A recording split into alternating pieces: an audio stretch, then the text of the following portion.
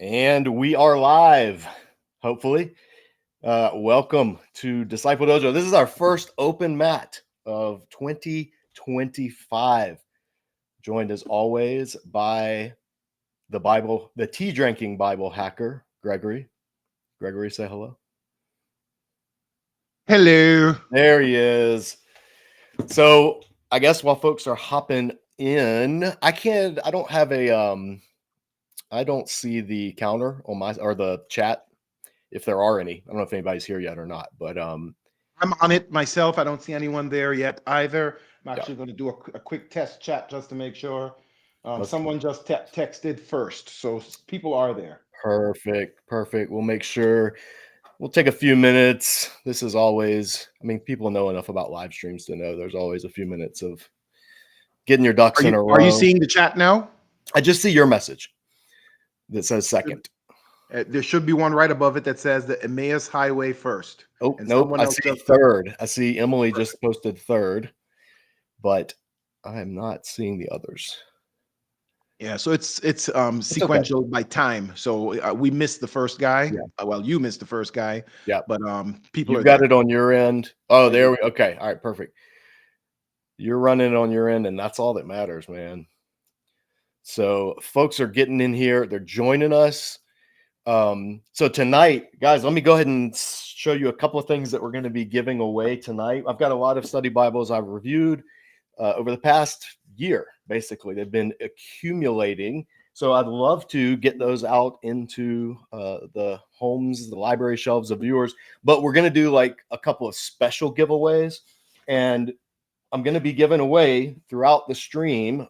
We've got a set of the branch commentary, the exposition of the Bible. This is from Langham. Langham was super cool when I met them at SBL this year. And Langham, if you don't know, they produce works by majority world scholars. So global focused Christian work. They're based in the UK. They were formerly John Stott Ministries. John Stott, one of my favorite Christians in all of church history. And now they're headed up by Christopher Wright, who is my favorite living Christian in church history.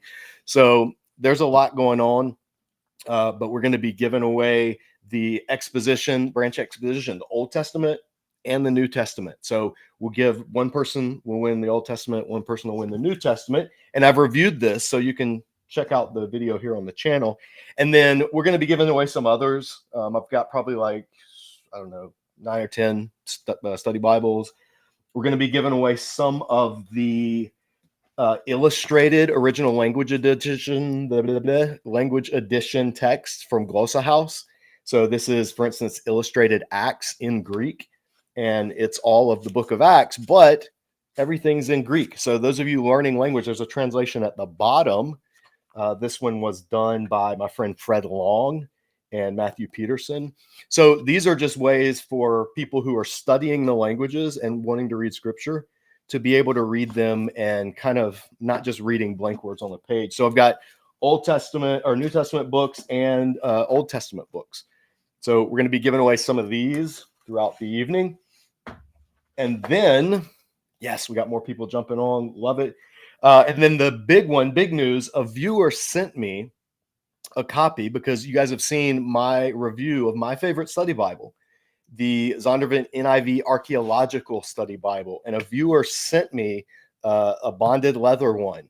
It's page indexed on the side, and it's printed at the bottom. It says these are the very words of God. But from what I can tell, it is pretty pristine. So I'm going to be giving away this at some point. This will be the big one that we give away at the end of the stream. I think this is my favorite study Bible of them all. It's the one I use. In fact, there's mine right there on well, you guys can't see. There's my that I had to have rebound because I wore out the cover. But anyway, we're going to be giving away one of these to a viewer. So we got some cool stuff to give away tonight. And that's why Gregory is going to be helping us. We're going to have the wheel. We're going to spin the wheel like we normally do. So throughout, if you've never been on one of our streams before, we'll do some open Q&A. And then every now and then I'll say, and Gregory, I need you to remind me, be like, hey, let's do another giveaway. Because sometimes in previous ones, we didn't get to all of them because the questions were really good. But I'll say, okay, in the next 60 seconds or 30 seconds, however long, if you want to be entered to win whatever we're giving away at the time, then you'll say something. We'll have you put a word in the chat. Gregory will collate those, put them on the big Wheel of Fortune wheel, and that's how we'll pick a winner. So there's no favoritism. Questions are already dropping in the chat. I'm just saying. But hey, we don't need to jump on them. I'm just saying your audience, as usual, is highly engaged. They're asking about pronunciation of Yahweh. They're asking a very interesting question that, in my opinion, is right up your alley about the mark of the beast. Let's jump on it. We're ready to rock. Yeah. Pull that mark of the beast one back up for a second. Absolutely. And guys, I'm going to rely on Gregory because I can see the stream, the comments coming in, but they go too fast. So Gregory can help me catch them. Vinxit.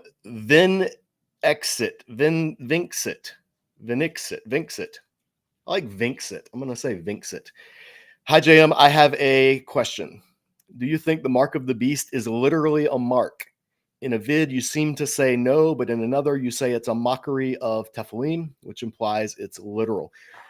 That's a good question. And that was in another Q&A. Somebody asked, like, what is the mark of the beast? Is it a mockery, do you think, of the Tephilim, which is the scroll that observant Jews, they would wear, the little piece of the wooden box that contains a section of Torah. Literally, they'll put it on their forehead, and then one that has another section they'll wrap around their arms. And somebody asked if the mark of the beast is like a mockery of those because it's something on your hand and on your head. And I said, I think that's very much a possibility. But I think that within the vision of Revelation, that's what it is. In other words, I don't think that it's something. Revelation is apocalyptic. So an apocalyptic, by definition, uses symbols to signify what is the author is trying to get across. In this case, what Jesus is wanting his church to know.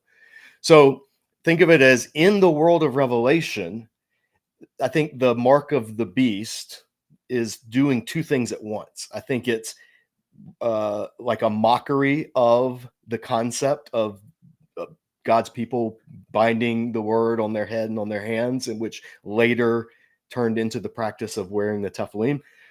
But I also think that it's a mockery of or an inversion of the seal of the Lamb. In Revelation, Jesus's followers, the Lamb's followers, have his seal on them. And so within Revelation, I think the mark of the beast is like it's like the counterfeit version of the seal. So does that mean that in world history, it will be a literal thing? Well, we had Sean McDonough, my Revelation professor way back in seminary. We had him on the channel, and he had a good comment about it. He was saying, it can take different forms in different times, and we don't want to rule out, it's probably not a good idea if a world power says, hey, put this thing on your forehead and on your hands, or else we're not going to let you buy stuff. Like, that would be a pretty clear indication that that's probably not a good idea. That's probably not a godly thing to do. But Satan is also way craftier than that. And he's not as obvious. And in Revelation, the mark of the beast is giving, like, with your head what you think, what you feel, and with your hand what you do. It's like giving allegiance to that world system, which in the book of Revelation is the beast. And it uses the name of Nero done in gematria in Hebrew, and there's a lot going on in Revelation. So all that to say, I'm looking over on my shelf. I have a DVD of A Thief in the Night. So a classic 70s rapture movie that a friend of mine gave me as a gag gift. And if you remember A Thief in the Night, they literally get, I think it's a barcode or some type of little symbol like tattooed on the head and on their hands. Do I think that's what's going to happen? No, I don't. I think that's, again, I think Satan's more crafty than that. I think even the dumbest, thickest, most obtuse Christian would understand that level of on the noseness. But do I think that like if there's a system that arises that says, give us your allegiance in what you say, in what you do, I think then you're getting into mark of the beast territory, because that's the counterpart to the mark of the Lamb. The seal of the Lamb is giving allegiance to the Lamb, following the Lamb. And so I think it's a fitting counterpart to it. Shameless plug. If you're interested in going deeper in Revelation, check out the work by our friend, Dr. David De Silva. Even more shameless plug, although this one I don't know it's plug because I don't know if we have spaces yet. Check and see. But David and I are leading a group in the fall to tour the 7 churches of Revelation over in Asia Minor. So we're going to go to Western Turkey. David De Silva is going to be our personal archaeological guide. And we're actually going to go to the places that John was writing that they would have been wrestling with these issues of what is the mark of the beast. So if that interests you, check that out. I'll put a link when this goes up. I'll put a link in the video description, but we've done a video on it here. I also want to announce, that was a really good question, by the way, Vinxit. I hope I answered it well enough. For more on that, we have an entire course here. Disciple Dojo has a full course called Revelation, a guided tour of the apocalypse. There's a downloadable workbook. It's all of the videos are right on the webpage. So go to discipledojo.org and /revelation, and you can do an entire course. It was recorded over a decade ago. So the quality audio video wise it's not what you're looking at right now. It's not good, but it's free. So check that out. We do walk through the entire book and unpack that symbolism. Okay, Gregory, we also have at some point we have a guest coming tonight. Is that correct? Yep. Yeah. So we have a special guest, and I will let you make the call. You can just tell me when we're ready for that. But can we do a giveaway after that first question? 100%. Let's do it. All right. So let's do. We're gonna do a giveaway of. So I've done recently. I reviewed the Ignatius Catholic Study Bible. I wish I had copies of that to give away because it's really good. I don't, but I do have a couple of other Catholic study Bibles that we've reviewed here. So we're going to start with that because I know we have some Catholic viewers, or we have some viewers that may be interested in learning a little bit more about Catholicism. So we have 2 Catholic study Bibles that I've reviewed here. Oh, let's do the overhead. So the first one, and these were all donated by viewers. The first one is the Didache Catholic Study Bible, and this has commentary based on the Catechism of the Catholic Church, so the official Catholic Church teaching. So the study notes in it will be based on the Catechism. There's some articles, there's some essays, things like that. So that's one that we're going to do. And then the other one is the Little Rock Catholic Study Bible, and this is based on, I think, Little Rock. The Diocese of Little Rock in Arkansas has some teaching material for adults, kind of like a Catholic version of adult Sunday school. And so the notes and the material in this pull from that curriculum. It's got some illustrations. It's got a little more bells and whistles than the Didache, and it's a little bit thicker too. But both of these, they have the Apocrypha. They're done entirely by Catholic scholars. So let's do these as giveaways. What should they put in the chat, Gregory, if they'd like to be entered to win either of these? I want to say put 666 in the chat, but I won't put 666 in the chat. Especially if we're giving away Catholic resources. There are already enough Protestants that think Catholics are the Antichrist. I am not one of those. Go ahead and put giveaway in the chat. All right. Giveaway. If you are interested in being entered to win one of these 2, put the word giveaway in the chat. While you're doing that, to claim, so the way we'll do it tonight, to claim any of these, if you win something here on the live stream, to claim it, you have to email me your address. So you're gonna have to send an email, and my email is super easy to remember. It's discipledojo@gmail.com. All one word, discipledojo@gmail. So if you win something tonight, send me an email and tell me what you won. I won the Little Rock Catholic Study Bible. Here's my mailing address. The caveat that we always have to give, and especially now more than ever as our economy continues to not be great, is if it's international, you'll have to pay the shipping. We can send it to anywhere in the anything domestic, Disciple Dojo can handle. So if you're watching this from Australia or anywhere, we can't ship overseas unless you pay it. And most of the time, honestly, the cost to get it shipped overseas is going to be more than it would cost you to actually buy it new in your own country, unfortunately. So just keep that in mind. And I apologize. There's nothing we can do about that. Okay. Did I miss anything, Gregory? Nope, you're good. You're getting a stream of giveaways. All right. Let's do FYI, the guest is online, but he's not ready yet. He's listening and he's monitoring and he's watching. He's waiting. Our guest is waiting for the right moment to jump in. And he's so said, so done. He is now ready. Whenever you're, I'd say after you do the giveaway, let's jump him in right away. Yeah, absolutely. Absolutely. Okay. All right, let's do the first giveaway. So the cutoff is in 5, 4, 3, 2, 1. Okay, no more. If you didn't get it in, too late. All right, so Gregory is going to put those in the wheel. We're going to have that up on screen. While he's doing that real quick, I'm just going to peruse some of the chat that I can see. All right. Somebody asked me about the amplified translation. Let's make sure we hit that question because that's a good one. And then, somebody said just finishing up an article on the biblical Hebrew. Oh, Colton Honeycutt. What's up, Colton?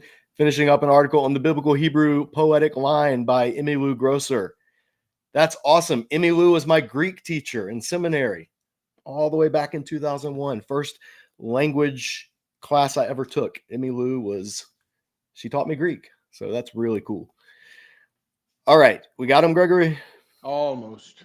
Oh, we do have one viewer from Australia, Emmanuel Rohi. Rohi? Did I say that right? Rohi? Rohy. Good day. Glad you're here.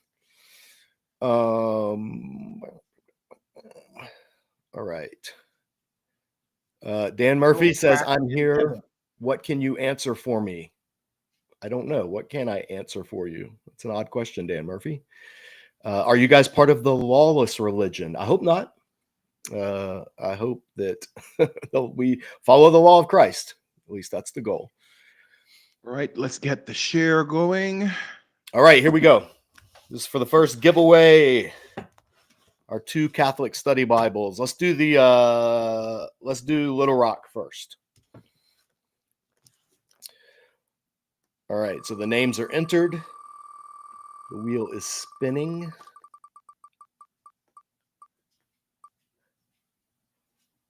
Too few wheels. Too few names. Hold on a quick second. All right, wait. Okay, I don't know how the wheel works. I'm going to leave that up to Gregory. But you're seeing transparency on this live stream. Oh, yeah. Like I say, how the sausage gets made, we don't hide it. When I have a typo on the screen, I don't go back and smooth it out in editing. Sometimes I do. But you'll see if you watch my review of the Life in the Spirit study Bible that's coming out this week, I did not edit it out. All right, we got the names. Oh, nice. You just copying them and nope, it's not making a difference. It's keeping those blanks in there. That is very weird. Oh. We've had our first technical difficulty of the night. We'll try it one more time. It's gone so smoothly the previous times. There we go. It caught it now. Now it caught it. We're good now. All right. All right. So this is for the Little Rock. The winner of the Little Rock Study Bible is Kaylee Lawson. Kaylee Lawson. You're the winner. Email discipledojo@gmail.com and just say, you can put in the tagline, I won the Little Rock Bible or whatever we want, and then give me your address. I'll put this in the mail to you this week. All right, we ready to do the next one? Yes, sir.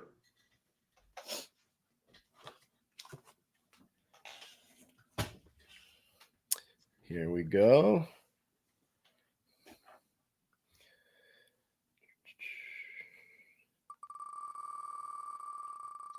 All right.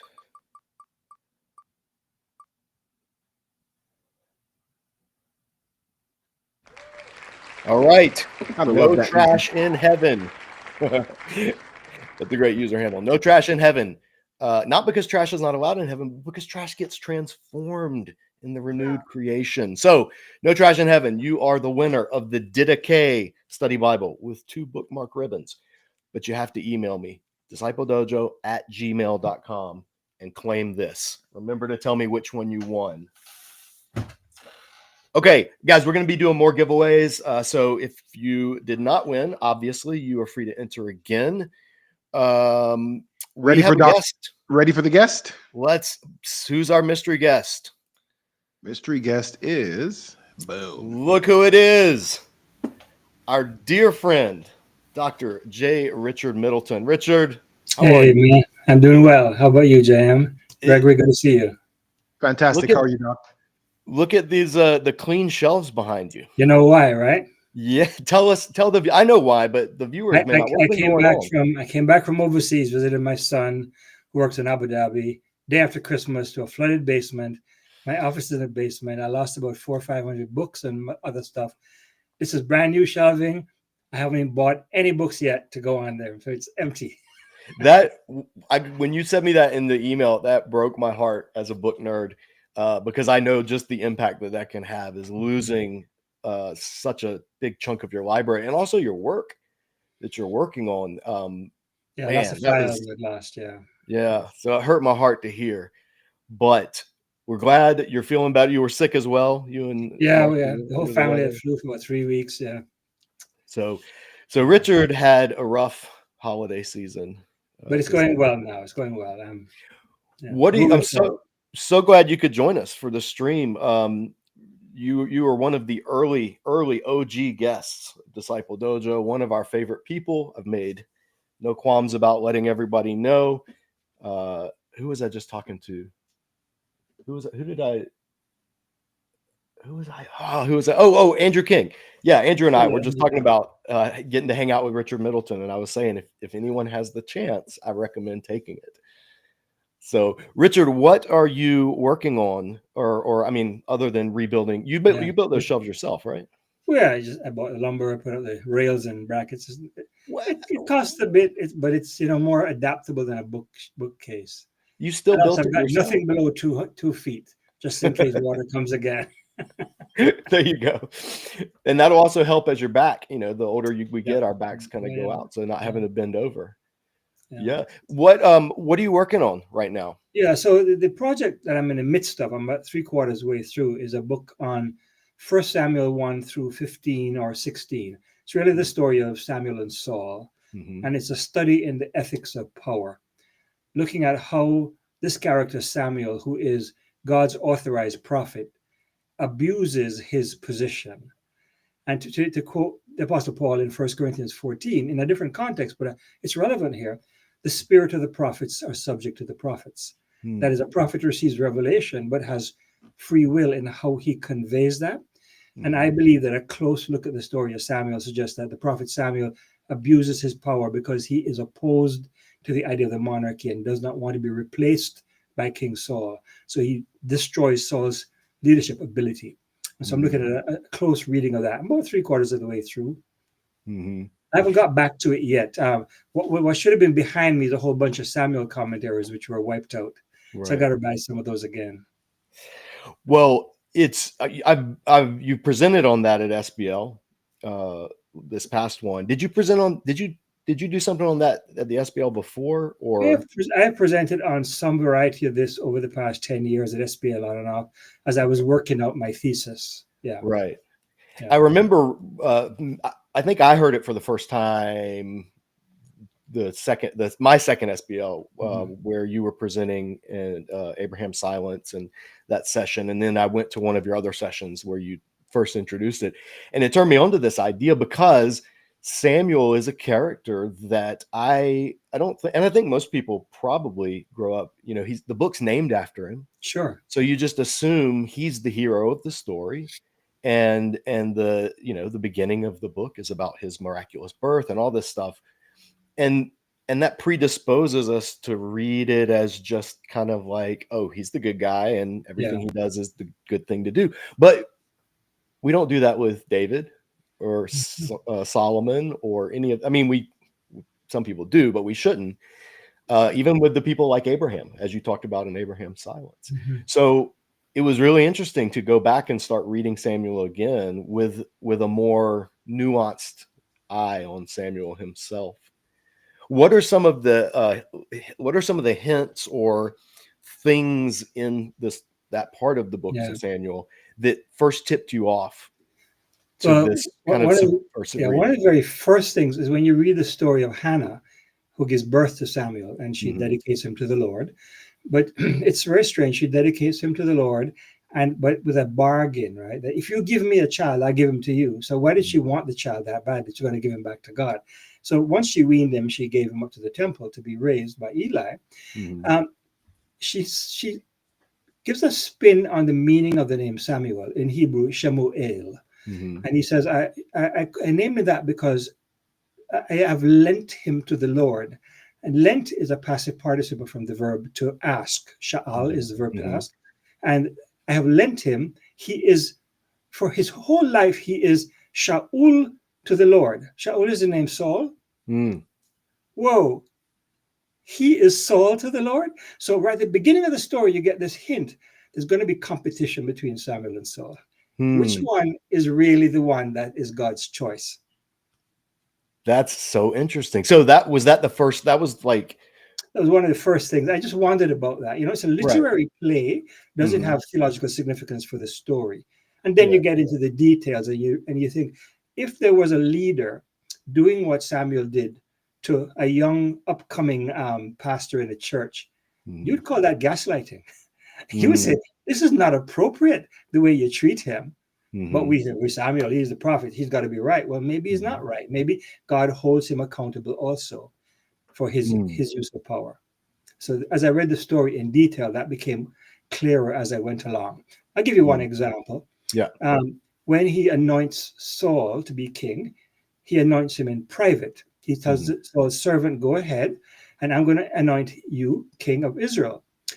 No one knows he's king of Israel. No one knows he's anointed. What kind of anointing is that? Can Saul go and now say, hey, I am now the king? Nobody would believe him. So that's one really strange thing.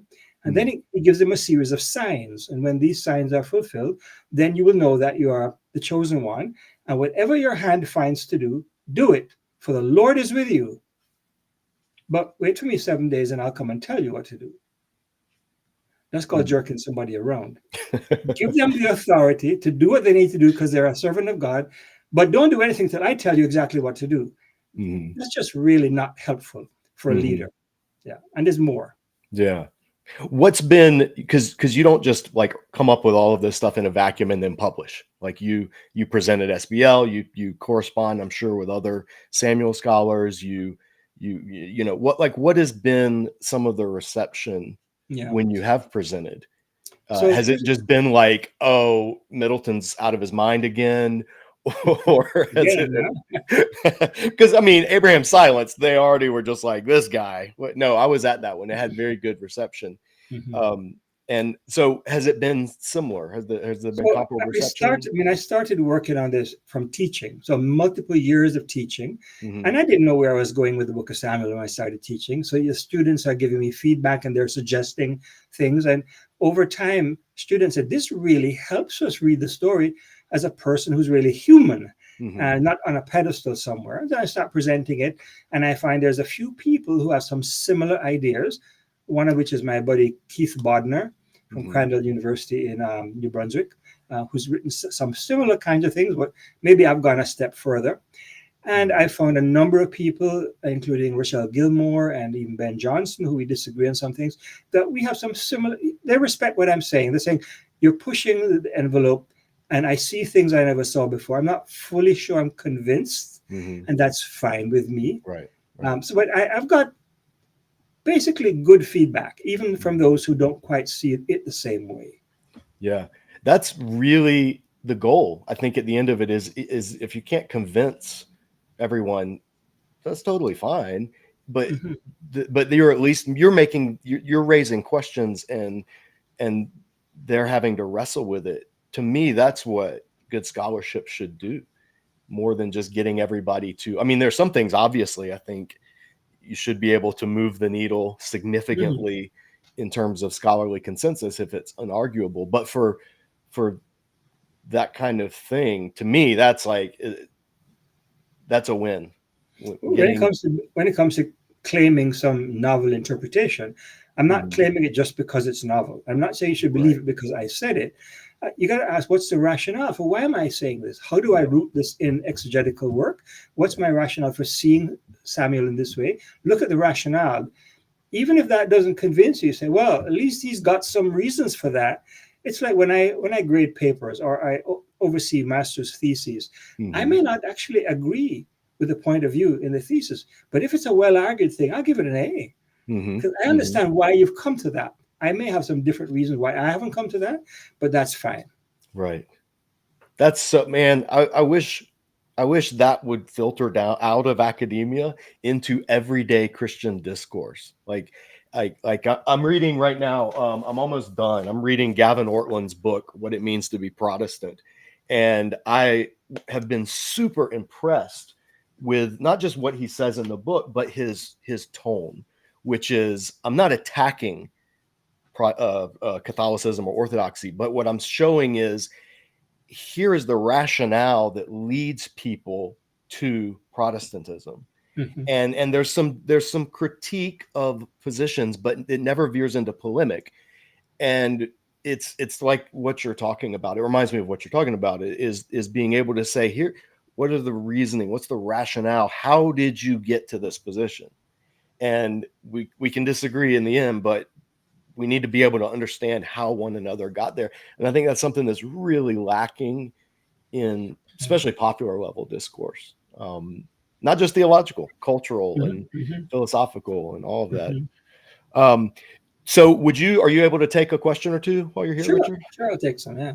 Well, Gregory, why don't you pose those? Because I need to get a sip of to soothe my throat here. So can you give Richard the questions? Yes, I just have to come on screen to do that. Yes, so hi, Dr. Middleton. The question is, what do you think contributed to the prophet moving from a public office in the Old Testament focused on correction and prophecy to, in the New Testament, they're focused on edification? What do you think contributed to that change? Well, that's a great question, because I've been wondering about that myself. I don't really think I have a good answer to that. But the way I would think about it is this: the office of prophet pretty much died out in late Israel, and when it came back in the New Testament, the evidence we have is that it's one of the gifts within the church for edification in the worship service and so forth. And the prophet doesn't seem to have quite the same status, though there is mention of prophets in Acts prophesying of famine and so forth, but they don't quite have the same status as prophets in the Old Testament. Now, there are lots of prophets in the Old Testament that we don't know much about. They just pop up here and there. They're mentioned in the book of Kings, for example. And we do have the writing prophets. So we have their record of their works. And we have the two famous non-writing prophets, Elijah and Elisha. But there are lots of other prophets. So the role of a prophet is not exactly fully clear, even in the Old Testament. And how did it happen this way in the New Testament? I'm not so sure. I can go further, and I talk about my experience in the charismatic church and what prophecy meant there in those settings and all that stuff. But the basic answer is things changed, and I'm not exactly sure why they changed. I'm not really a historian of the period between the Testaments. I'm more an Old Testament scholar. I want to make sure I'm catching a nuance of what you said, because the question interests me as well, Dr. Middleton.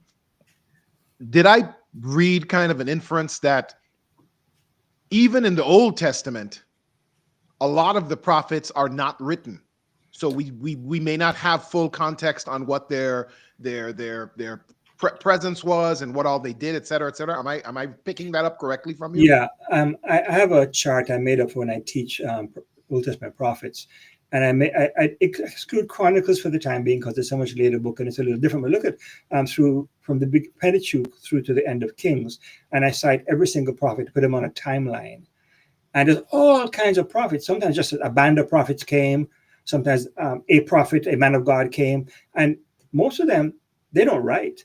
The writing prophets don't start till the 8th century. But there are lots of prophets before, and there are other prophets in the time of the writing prophets that we don't have any record of what they wrote. But we have some reference to them existing. Jeremiah, for example, fights against Hananiah, claiming he's prophesying wrong in the name of the Lord and so on. Yes, there are lots of prophets around. We have only a small, limited snapshot of what actually they said. So I don't want to hog the conversation, JM, but and I hate to put you on the spot, Dr. Middleton. That thing that you just described, where you charted them all out, is it like a PowerPoint or PDF? Is it I have something? a PDF. It's about a 3 or 4 page PDF. I could share it with people if they wanted. If you email it to me, I will gladly send it to anyone on this chat, because I could tell you, I want to see it like immediately. So I'll tell you what I've done. I have put on the timeline all the kings. Because one of the functions of a prophet is to challenge the kings. Prophets are one of the first prophets is. The Bible views Moses as the first prophet because he was sent to speak Yahweh's word to the Pharaoh. And not all the prophets speak to kings, but most of them do. And so I try to say which prophet spoke to which king in which period. Some, after the divided kingdom, Judah and Israel, some prophets spoke to one or the other. One of the things I found out doing this, and I use this in teaching, is for the southern kingdom, the line of David, after Rehoboam, the son of Solomon, so he's the 4th king, no prophet is mentioned for 200 years until Isaiah. That is really weird because you don't find that with the northern kingdom. You know why? Well, there's 2 reasons, right? The first reason, which is of course not correct, is there were no prophets. Of course, that's not right. Every prophet was silenced because of the power of the Davidic monarchy did not want criticism. And it took Isaiah, who is well known to be the only prophet who had access to the royal court. He may have been a royal blood himself. So he could come into the royal court and speak to Ahaz and Hezekiah. But 200 years of silence. Wow. It talks about the power of the monarchy to silence criticism. That's one of the uses I have of that chart. But I will send it to you, sure. Yeah, you're sending me down the rabbit trail. I'm going to shut up. Can you take another question, Dr. Middleton? Sure, yeah, let's do that. Well, let's ask him the one that, yes, that was the one I was going to say. And then right after that, the one that JD asked. I think those are 2 good ones. Find it. Yep, I got it.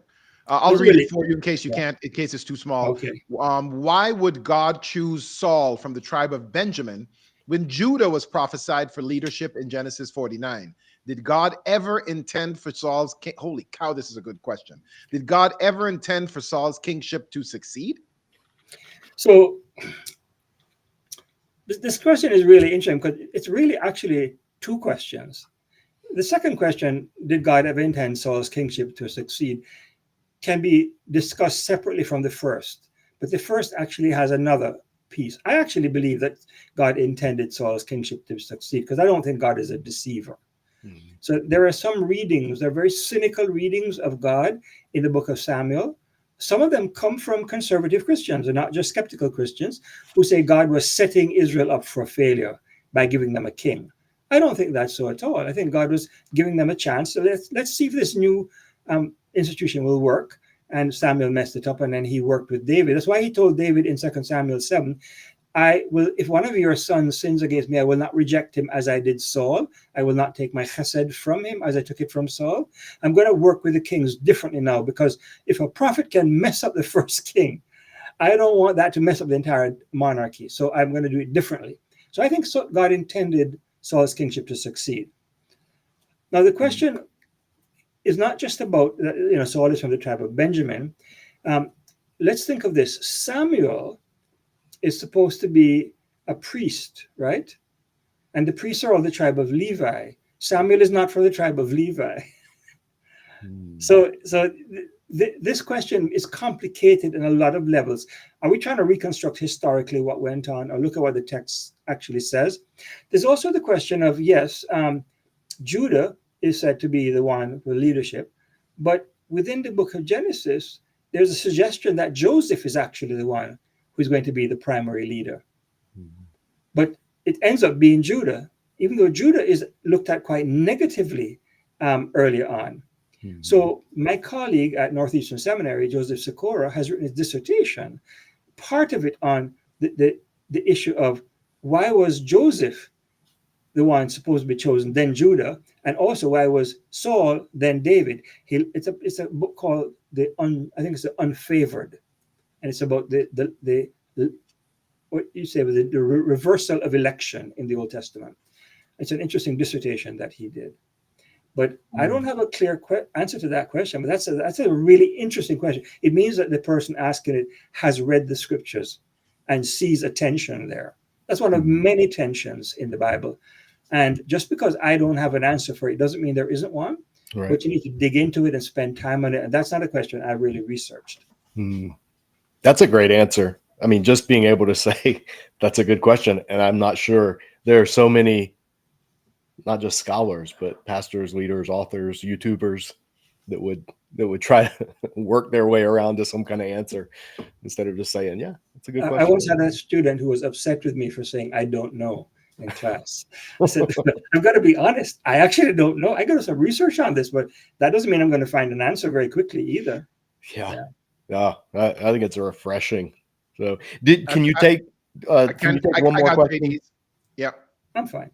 The one that JD asked, because it's a good question, and it was one that I would say I don't know. He thinks it's a stupid question.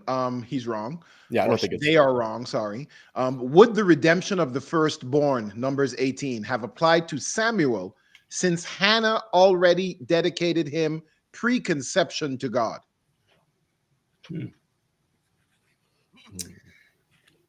Again, this is a question I'm not going to be able to answer in any clear sense. And part of the issue is this, and I struggled with this as I've been writing on Samuel. How much of the Torah was known in the time of Samuel? We're not sure about that. I mean, we live in a world of instant communication. Let's just think of the New Testament times and the second century. There were disputes about which New Testament books would be in the New Testament because some churches had that writing. It hadn't spread to other churches. They didn't have it. They had to copy it and send it out and so forth. So where was the Torah located? In what form was it? Was it finished yet? Was it oral tradition? How did they know that? Would this have been in place yet? I don't know. So that's the first question about the historical context there. Yeah. That brings up go ahead. That brings up a really interesting point that I just thought about as you said that. Was Samuel comes after the Judges, and the Judges is not a period of history known for, say, Torah fidelity. There was the downward spiral, and if the priesthood, their job, the Levitical priesthood's job was to teach the scriptures throughout Israel, and that's why they were sprinkled throughout, leavening Israel. If they weren't doing their job, then people wouldn't have known that, or it wouldn't have been common knowledge. And of course, then from Eli's sons, we see they probably weren't preaching faithful. Well, they were not teaching. Yeah, they were idolatrous. Yeah. So the question also would be: so many narratives in the Bible don't have the redemption of the firstborn going on at a narrative level, and so. Yeah, the question almost is moot about in the Samuel's case. I don't know. Is that very different from other examples? Is it because of the dedication of him before birth or not? I don't know. It was, I think I told you when we were going through, when Disciple Dojo, originally we used to teach a weekly Bible study. And then I just got back from India where I taught Ruth and then was about to start teaching Samuel. And then that's when COVID shut that Bible study down. And so we had to move everything to YouTube. And so I had translated, done a kind of a rough translation of 1 Samuel over the previous months. And I remember thinking, how in the world am I going to teach this as I was doing the translation? Because there were so many questions that I had. Yeah. And I was looking forward to teaching it because that's how I will kind of work out my own study is as I'm teaching and reading and learning. But for those who are listening on this live stream or watching on this live stream and are interested in studying Samuel, what are maybe one or two names of either commentaries or books or people whose work you find to be the most helpful for students of Scripture? Yeah. to On Samuel? Mm-hmm. On Samuel specifically? It's on Samuel, yeah. Yeah. I would say Keith Bodner, his book called First Samuel. I think it's subtitled maybe a literary reading, I'm not sure.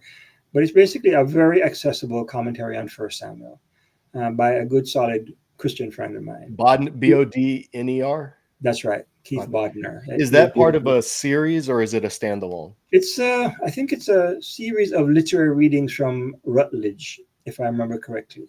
Okay. But pretty much a standalone. The series is not very connected. Yeah.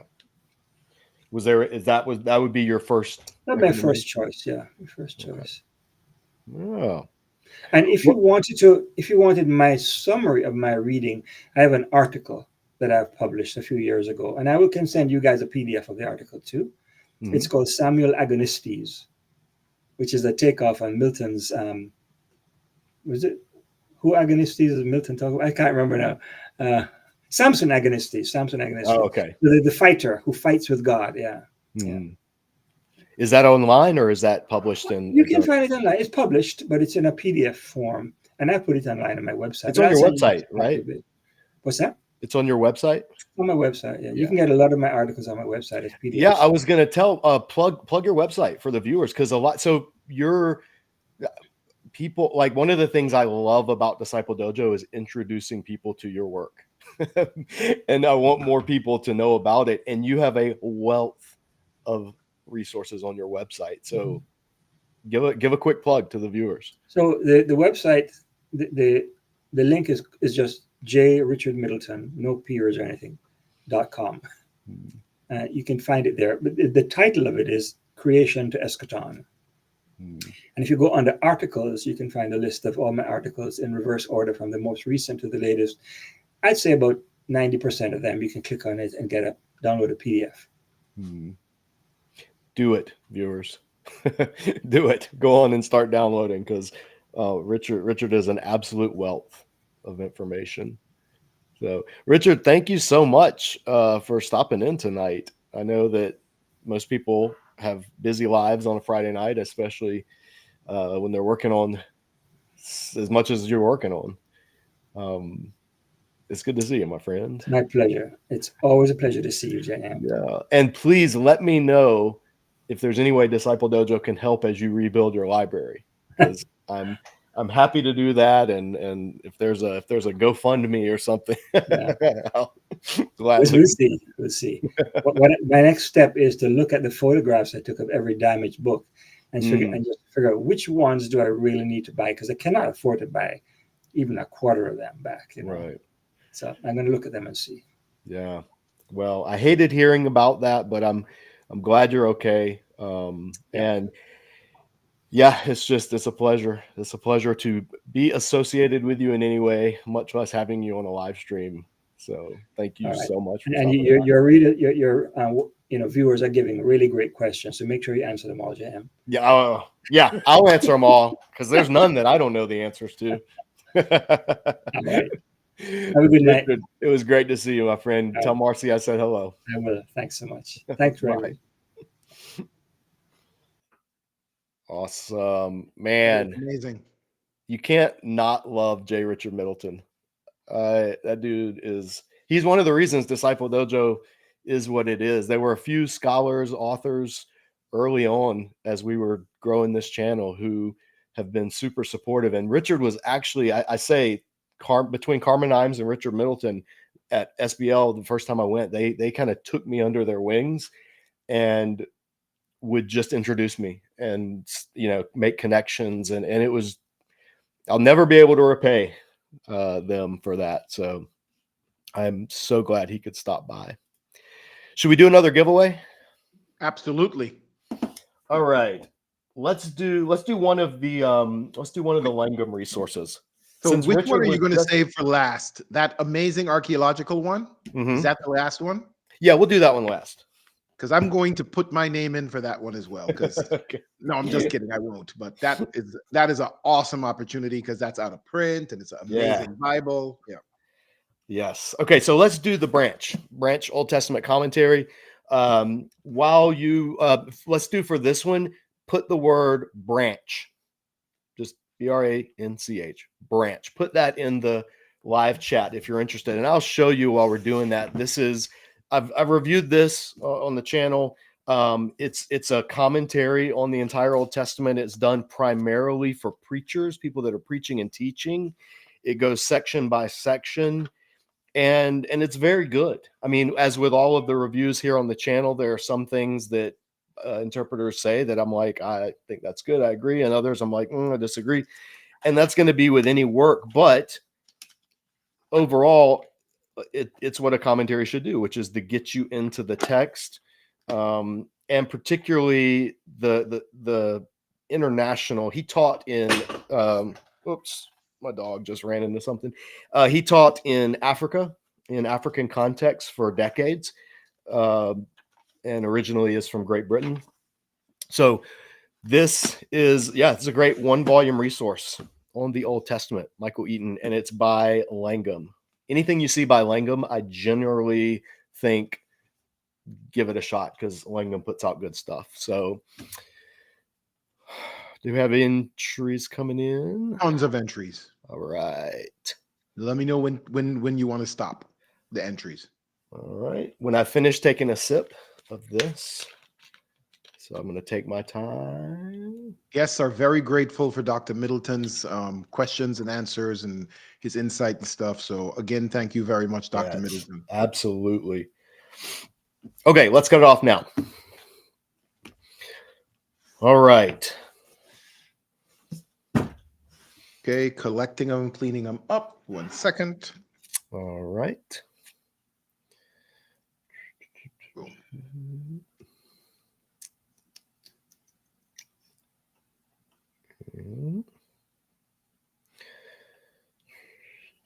This is what they call in the business dead air, by the way.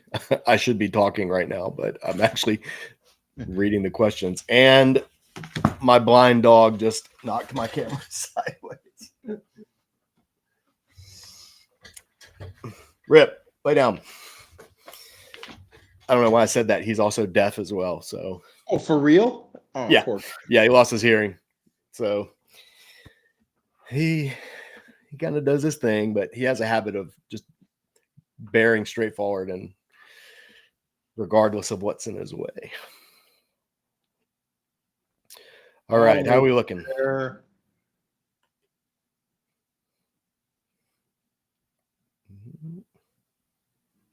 Some people dropped in after the thing stopped. Oh, sorry, guys. So from D Champ down to Donna W, you missed it.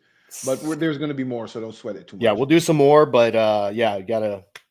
There might be a little bit of delay, and it's just we can't control everything. But if we didn't have a hard cutoff, it would keep coming on. About to share. There it is. Somebody asked for a Rip reveal. He's on the other side of the room, or else I would go pick him up and put him on camera. All right, here we go. This is for the branch. Oh, just barely. Aaron McCracken. Congratulations, Aaron McCracken. Send an email to discipledojo@gmail.com, and I will put this in the mail for you. And if you didn't win, folks, don't worry. We got a lot more that we're giving away, so stay with us. Okay. Somebody says you could have just shown the puppy instead of commenting on dead air. True, I could have, but you guys, I think you don't appreciate the intricacy of this setup and what it would take for me to maneuver myself. That's the magic of Hollywood. You make it look so easy. Some dolls in the background and a baby Yoda, and it looks like you just sat down and it just started. Yeah. Little do they know. There's a lot of wires and obstacles between me and Rip walking around over there. So, okay. What let's see, what other questions? Guys, if you're just joining us, this is our first open mat. Let me just address what open mat is, because not everybody that watches this channel does jiu-jitsu. In Brazilian jiu-jitsu, which is the martial art that I teach, I'm a black belt instructor. I've been doing it since 2006. in Brazilian Jiu-Jitsu, you have classes. You go to class, you learn techniques, you practice those techniques on your training partners, and then you do some live training, sometimes called sparring or rolling, and then you go home. Well, open mat is every now and then, depending on the school, it's exactly what it says, open mat. So anybody in the academy and friends and others, people maybe that train elsewhere, they can come and you just train. There's no set lesson that day. You're just training with other people. You get a chance to ask questions, to workshop things, to kind of work through. It's informal, open mat. And I think that's the perfect name for what we do in these live streams here at Disciple Dojo. It's informal. There's no planned lesson. If people in the chat don't give questions, we don't have content, and we just call it a night. So it really is a time for people to come and ask anything. And we're happy, Gregory and I, to interact with it.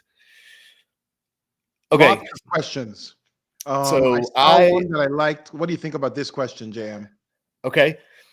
What is your opinion, please, on there being another ESV update due for release this year? I'm 100% in favor of them updating the ESV because the last revision was terrible. and I'm being hyperbolic. In the last edition of the ESV, they translated Genesis 3:15 as your desire will be contrary to your husband, and he will rule over you. Or it might have been, but he will rule over you. Anyway, they translated that phrase, which is in Hebrew, your desire will be to or for your husband, and or but he will rule over you. And I just remember seeing that and being like, it's so transparently theologically motivated, because ESV, if you don't know, the ESV was put together intentionally to be a complementarian Bible. The Committee on Biblical Manhood and Womanhood, it's not a slander or a slur. This is open. This is openly acknowledged. They wanted to be an alternative to the NRSV. So it's kind of like, think of the RSV, like a Revised Standard Version, and then branching off. And the one that was a little more, shall we say, secular, liberal, is considered the NRSV. And so the ESV was intended to be in that tradition, but without the non-complementarian worldview, so to speak. So part of it, when they did that, and there have been, I have at least 4 different editions of the ESV. You want to very quickly define complementarian, and I can't remember what the opposite of it is. Yeah, so complementarian and egalitarian. So complementarian is the view that, this is going to be a whole can of worms, because even within that, there are flavors of complementarianism. So the dumbed down, admittedly overly simplistic view. So don't light me up in the comments. Complementarians say that God ordained men and women to have distinct and separate roles, both in the home and in the church, and those roles are hierarchical. So just as the Father, Son, and the Holy Spirit are hierarchical roles, that man and woman. So God intended man to, in some way, and they might soften it and say lead, guide, have dominion, but in the good way, not in the bad way. Man is the head and woman is under man. And you've probably seen the famous drawing of the umbrellas and the umbrellas of authority. So it's like God, and then under that is the woman, and then under her is the man, and then under that is the children. So it's a hierarchical look. And complementarianism is that is part of God's good intended creation order, that woman should be under man. Not that woman is worth less than man. They're equal in worth, but different in hierarchical function. So I don't want this to sound like I'm taking pot shots at complementarianisms and complementarians and saying they're all misogynist, because they're not. I know enough to know that they're not. I learned from and sat under awesome, godly, complementarian women teachers. So that's just what it is. Egalitarianism says, no, God created man and woman, Genesis 1, both of them in his image, and the hierarchy was introduced as a result of the fall. So when the woman gave the fruit to the man and they both ate together, that was when your desire will be for your husband, but he will rule over you. And that became like a pronouncement of the curse. So hierarchy is seen as part of the curse, not part of the original created order. And again, that's completely oversimplified, but it generally falls into that. So ESV is unapologetically a complementarian translation, and they don't hide it.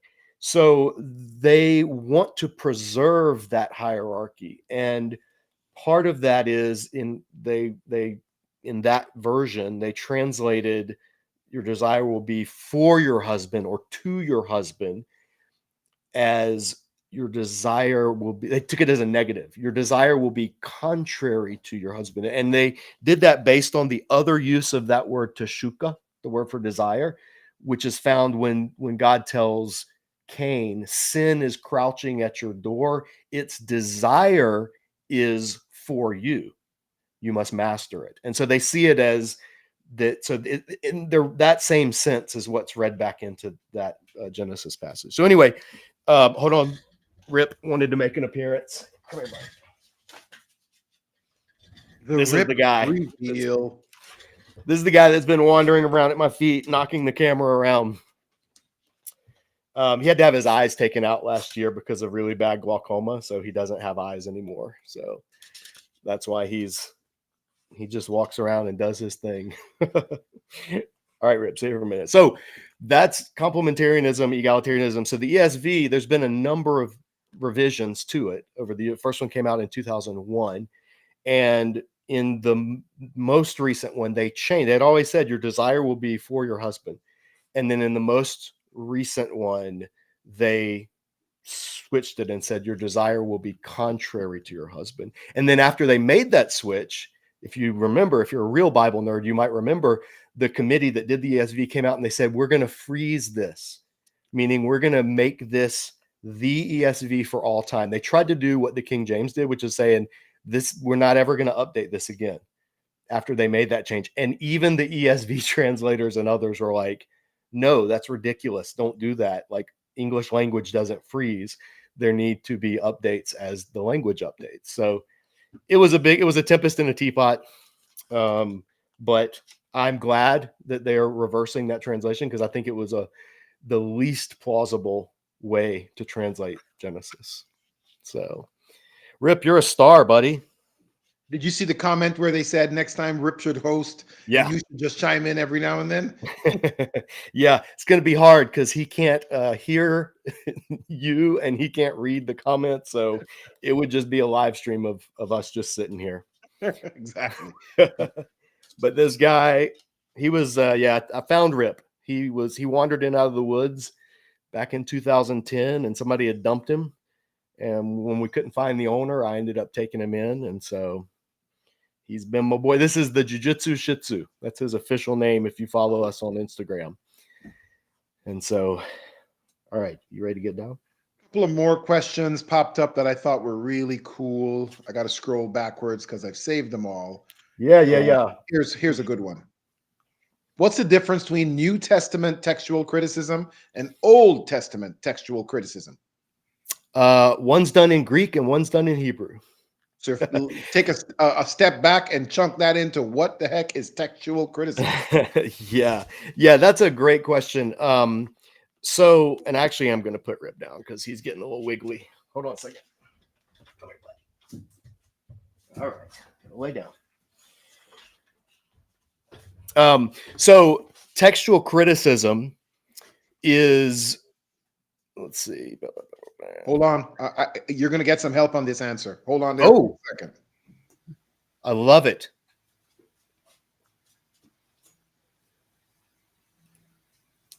There we go. Don't listen to me answer this question. Let's let the expert field this one. Go ahead, Dr. Middleton. Yes, and I'm actually going to step off and let me put Rip over in his section. What James said is right. One is Hebrew, one is Greek, but there's a difference too. the Greek New Testament, from which we translate the Bible today, is what you call an eclectic text. That is, they've looked at multiple texts and part of the entire New Testament, or of parts of the New Testament that go back right to the 2nd or 3rd century AD, and they find the best readings possible. When there's differences, could it be scribal errors? Could it be an ideological change, that a scribe changed something? Could they didn't like it? And they come up with what they think is the best text. And we translate that in our English translations. It's an eclectic text. Until very recently, that's not the way the Old Testament works. We have one text called the Masoretic text, which is the tradition that Rabbinic Judaism copied right down to toward the end of the first millennium AD.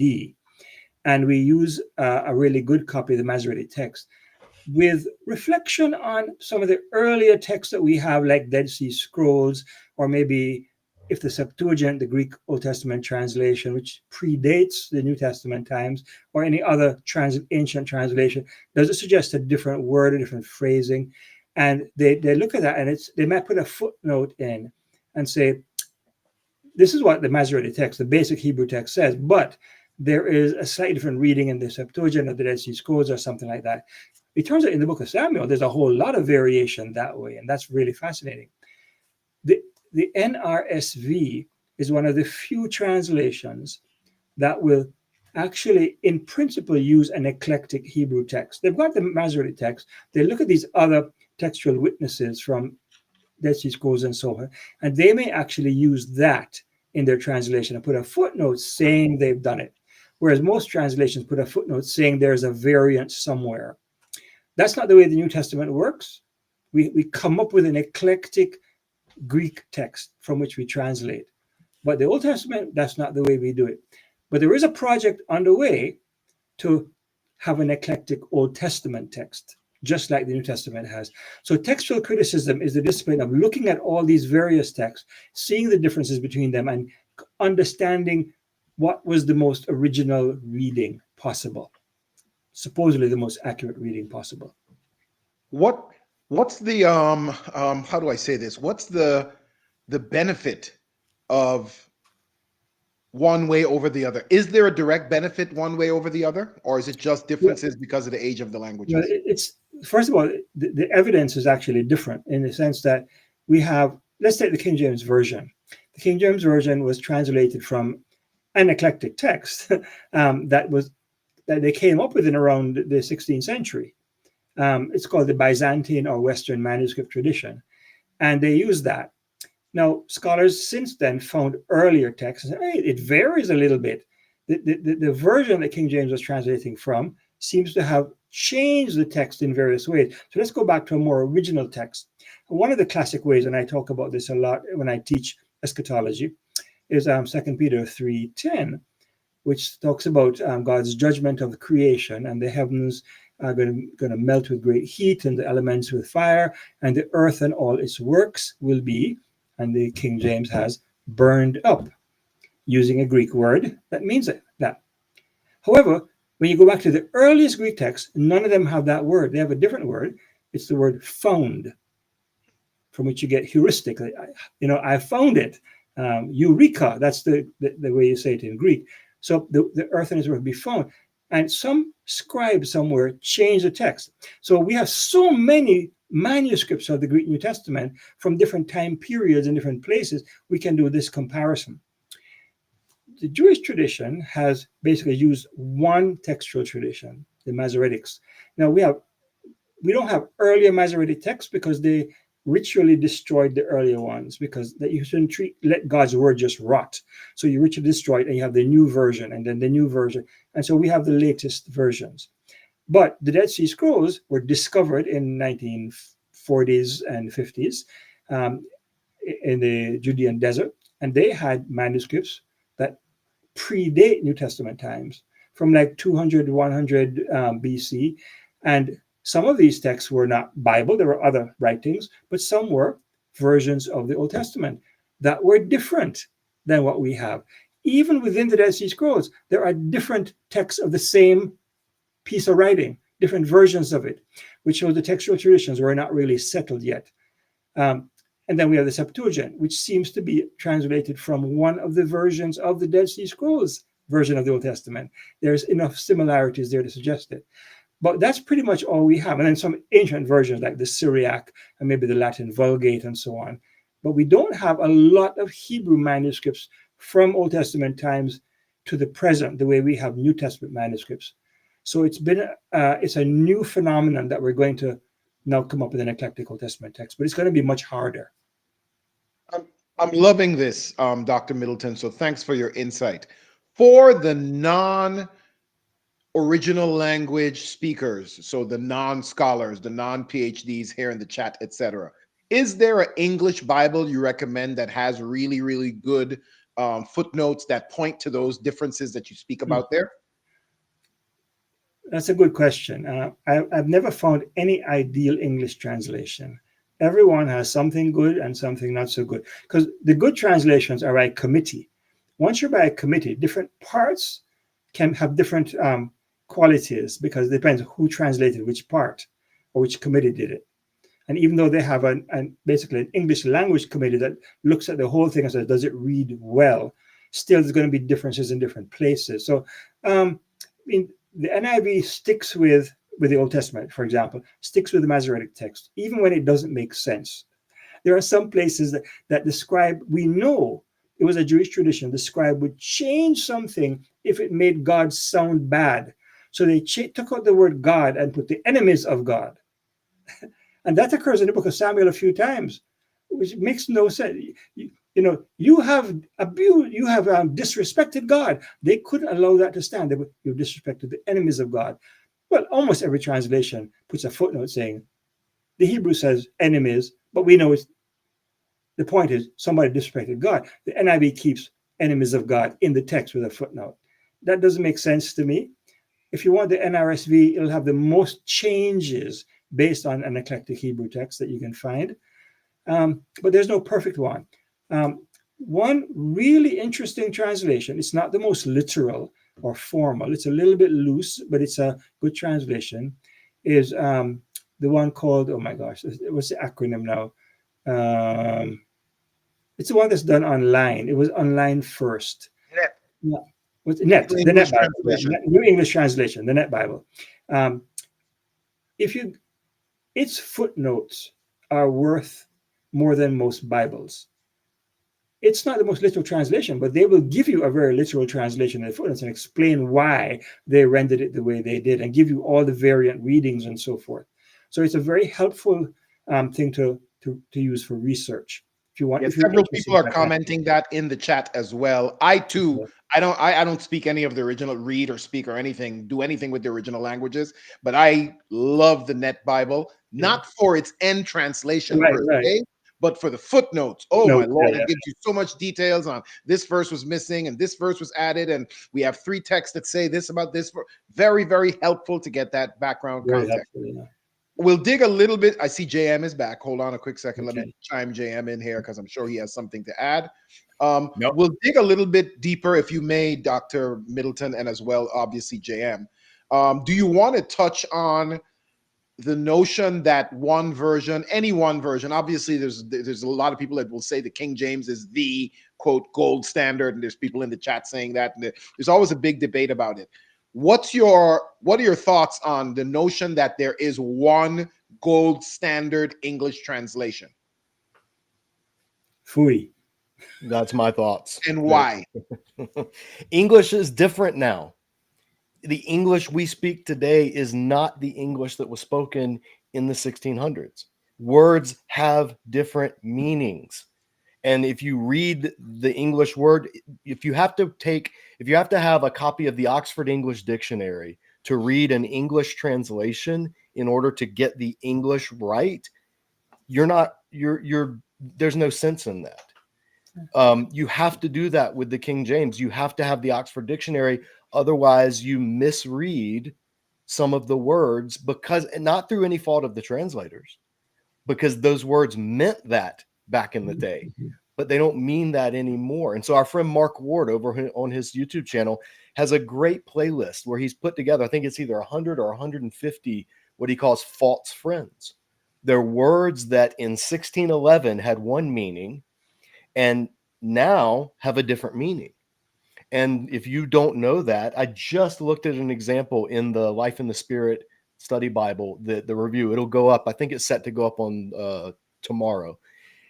I looked at a great example in the notes where they're like, this is not what this means in modern English, but it's what it meant in the English of King James.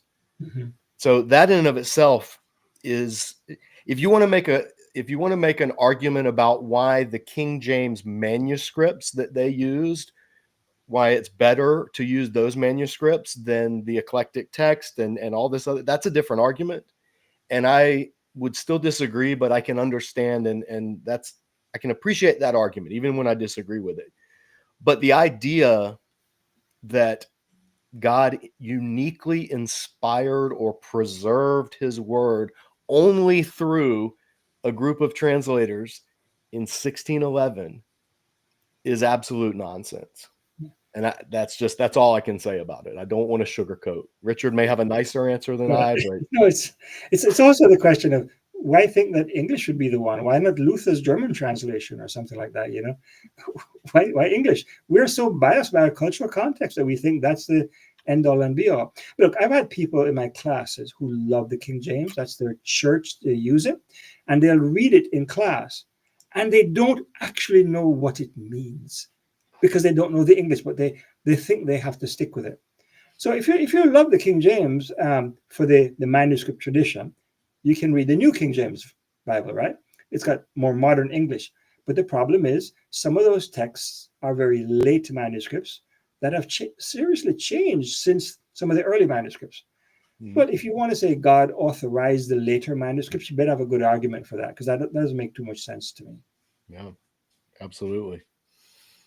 But I don't want to get into Bible tribalism because we try to discourage that. And so, yeah, I want to echo, I'm not slamming the King James. Mm-hmm. It was marvelous for what it was at the time. And in fact, a good book on it, it's not within reach, but Alistair McGrath it's right behind Batman here on my shelf. Alistair McGrath has a great book called In the Beginning. And it's the story. It's the story of the King James translation. And it's really interesting. And it actually made me have more respect for the King James than I did before I read it. But I'm still, King James onlyism is, it's a cult mindset. You can't argue against it.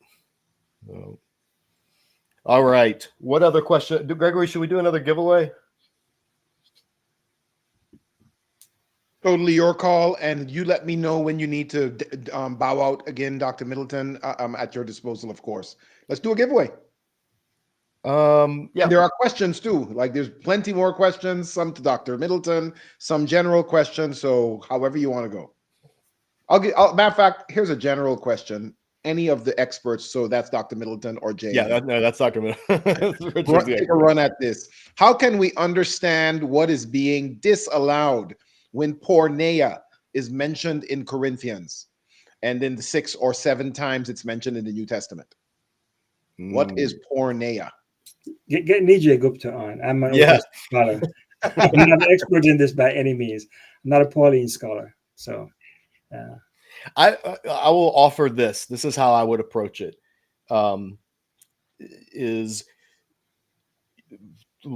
first we have to look at how it's used in the New Testament. That's always the first where you go, is look at the context and say, okay, what is being described in this? Then look at how the term was used in the Septuagint. Did the Septuagint translate certain Hebrew words using porneia or the verb form, if there is one? And so you're filling out your understanding of this term. This is just doing a word study. Then using a lexicon, a reputable lexicon, one that's up to date and takes into account modern scholarship and cognate languages, and not one from like 1,000 years ago, but like one that is up to date. Look at, okay, how was this term used in the Greco-Roman world? What did they mean by it? What are those examples? And then the last thing would be to look at an article in a theological dictionary. Like look up porneia in something like Kittle or some of the other theological dictionaries and see how they're using the term. And then at the end of the day, that's as much as I think you can do to figure out what it's referring to, and being open to what it's referring to. So that would be my approach.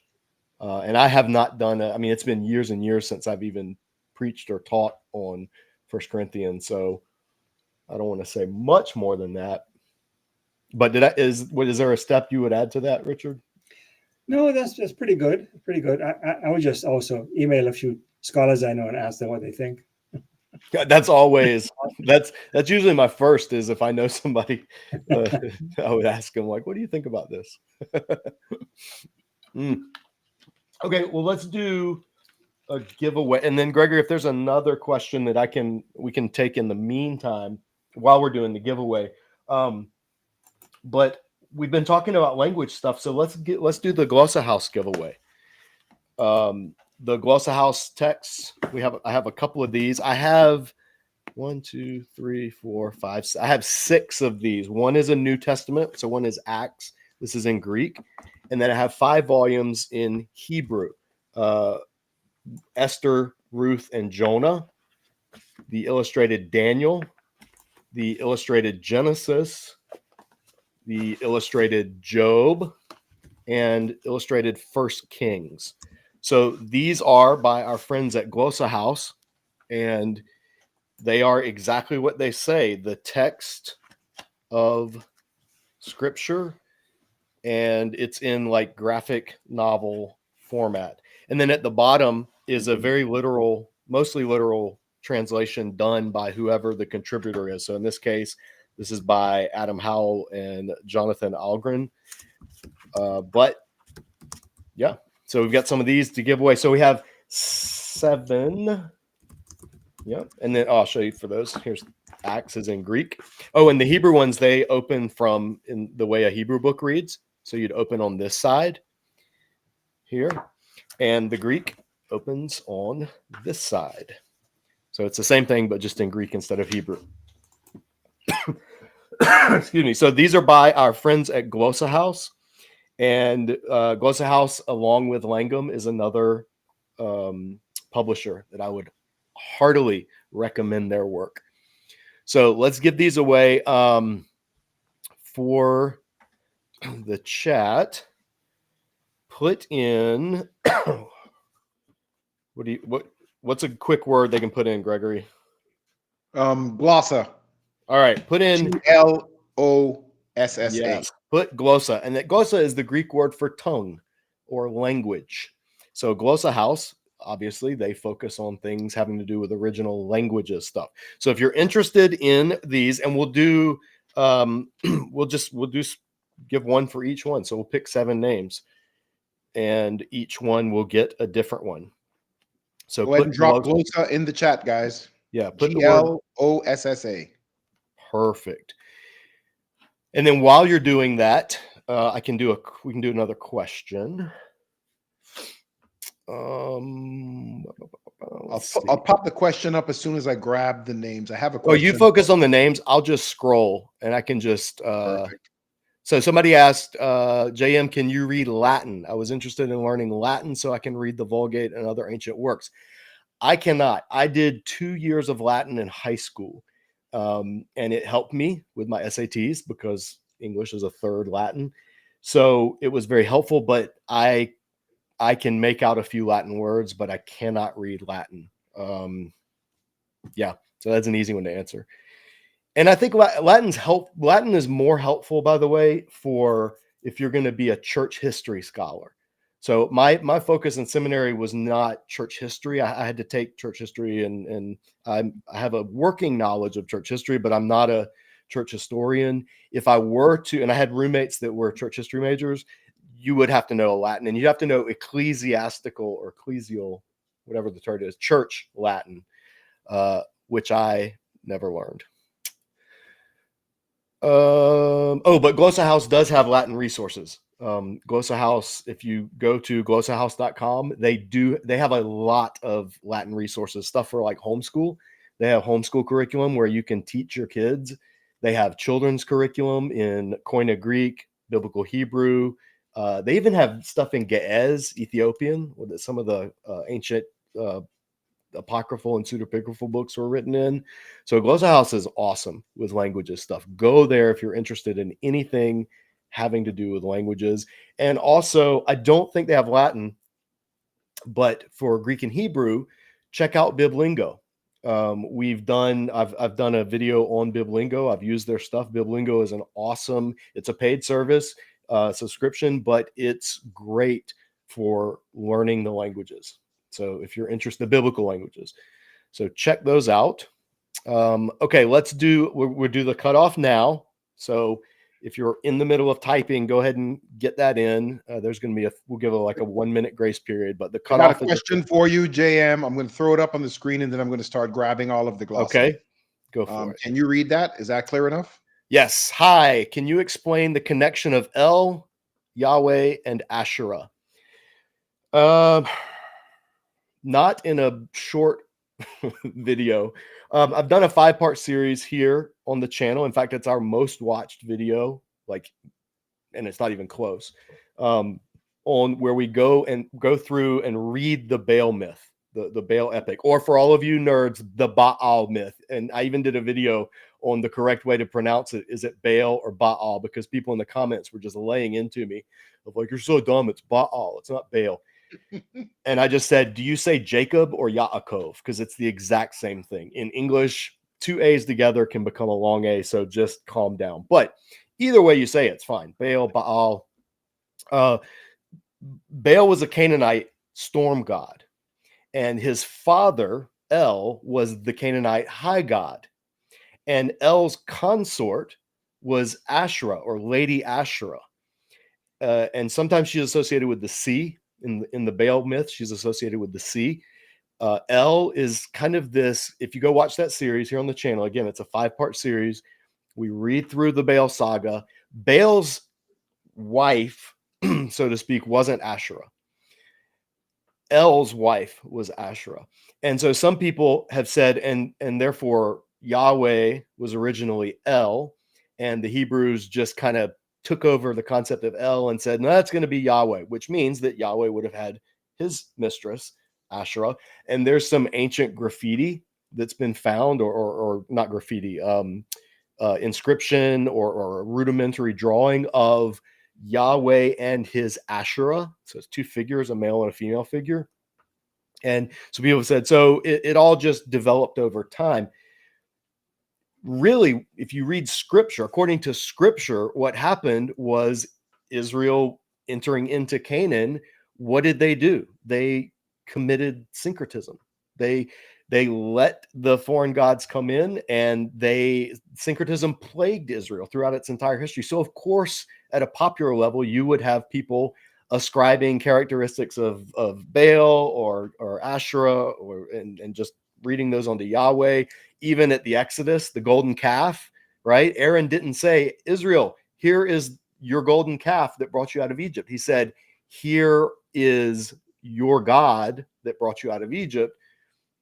And ascribe, taking the imagery of pagan imagery and worshiping Yahweh through that imagery. So anyway, there was a lot of syncretism. There was a lot of mixing and blending, just like today. You'll see Christian, or you'll see influencer-y type Christians online, and they'll post Bible verses and talk about, the Lord doing this and Jesus this, and then they'll talk about crystals and energy and manifest and all of this new agey stuff, because it works its way into syncretism. Is just things get worked into the church or into beliefs at a popular level.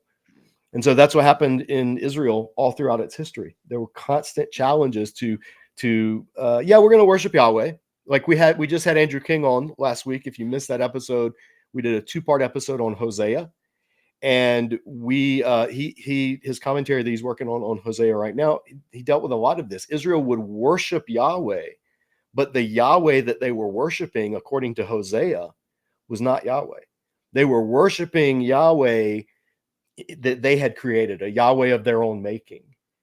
And that's plagued God's people throughout all of its history. So simple way to think of it, and then we'll spin the wheel. El was the Canaanite high god, the one who kind of ruled over them. I'll think of him like Zeus. And Baal was one of his sons. He was the storm god. And Asherah was El's consort, and she was in some way associated with the sea. And you needed Baal. The reason Baal was the main god in Canaan was because El was seen as this sort of detached grandfatherly god who just gave permission for stuff but wasn't really involved. Baal was the guy who made stuff happen because he was the storm god. And if you live in Canaan where there's not a regularly abundant flowing river like the Nile or the Euphrates, then you need the rain or you die. So Baal, the god of the rain, the god of the storm, was the god also of fertility, because without the storms, the land dies. And that's why he was worshipped so much in Canaan. So for more on that, check out the 5-part series here on the channel on the Baal myth and have fun. We do a deep dive. All right, let's spin the wheel, Gregory. We're going to spin it a few times. Let me add one thing, if I may, to the whole story of the Baal myth that you just added there. Go for When it. you keep that in mind, everything JM just described about, particularly Baal being a storm god, I think that adds a lot of context to the Elisha showdown, so to speak, on Mount Carmel, where Elijah is challenging them to make your God generate some fire, make him, send fire from the skies. That's why that was the challenge. Because if he's the storm god, and with storms come thunder and lightning, let him send some storms. So when you read that part of the scriptures with that context in mind, you understand where he's really poking your eye. You also get it in Daniel, where Messiah is referred to as the term is cloud rider. Same thing. Same thing. Poke, like he's the actual one that's riding on the clouds, not this Baal guy that you think is riding on the clouds. But let's do a spin. Yeah, Psalms for sure. You find it in Psalms. Psalm 29. Psalm 29 is like the Israelite version of a Baal hymn. All right, who do we have? Our first winner, Cass Amorim. Cass, you're going to win the Acts Illustrated edition. But to claim it, you have to email me, discipledojo@gmail.com. All right, spin it again, Gregory. And FYI, guys, every time you win, I'm pulling your name off of this list. So Cass can't win again, for example. Yeah. We're going to do these in canonical order. All right, Jansen, Bernie, Ryan, Simatapang. Is that Indonesian? You're winning the Illustrated Genesis from Glossa House. Illustrated Genesis. Email me, discipledojo@gmail.com. All right. Next up, we're going to do 1 Kings.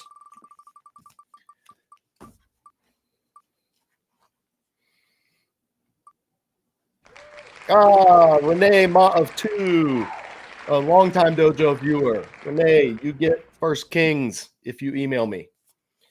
Next up, we're going to dip into these are all from the writings. Let's go with Ruth, Esther, Jonah. This will be next. Peace of mind. Ruth, Esther, and Jonah headed your way if you email discipledojo@gmail.com. All right, next up we have Job. Illustrated Job.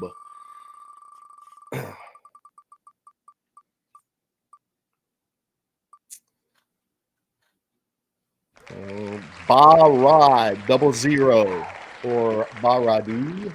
Barad 00. discipledojo@gmail.com. Email me. All right, last up, Daniel. Got some people asking, how do you get your name on the wheel? For those who missed it, anytime we're doing a wheel spin, Jam is going to give you a word to put in the chat. And then for a minute or 2 or 3 or 4 or 5, we'll collect those words, and that's how you get the name on. So, but we're doing more giveaways. This is not the last giveaway. So stay tuned, pay attention. And when he gives the code word, that's when you'll put it up. Yes, we reward our faithful viewers. Let's spin it on Daniel. And this one is in Hebrew and Aramaic because Daniel was written in both. Oh, Colton, you were so close. Sorry, buddy. Lillian wins Illustrated Daniel in Hebrew and Aramaic. Lillian, shoot me an email with your address. Guys, again, if you missed it, if you are international, we cannot afford to send it to you. You would have to pay the shipping. So if you just tuned in and you saw this and you missed that caveat before, or if you have someone who does have an American PO box or address, then you can have it sent to them and they can get it to you. We had a viewer do that one time. He had a sister who lived in America and he was like, can you just send it to her and then I'll get it? Happy to do that. But I have to have a domestic shipping address to get these sent out. Okay. What do we have, Gregory? Lots more questions. Lots All more right. questions. Let me let's plug while you're looking for a good one. I'm going to plug our main giveaway tonight is going to be this bonded leather version of the Archaeological Study Bible. A viewer sent it to me. It's also embossed here on the cover. These are the very words of God. And if you've seen my review, and it's indexed too. If you've seen my review, this is my favorite study Bible. It was done by the Old Testament faculty at my seminary, Gordon Conwell, when I was a student there. So Walter Kaiser was my professor for a number of classes. This came out in 2005, and it is a phenomenal study Bible. It checks all the boxes, but it's not an application study Bible. This isn't going to give you the warm feel, touchy-feelies when you're reading it.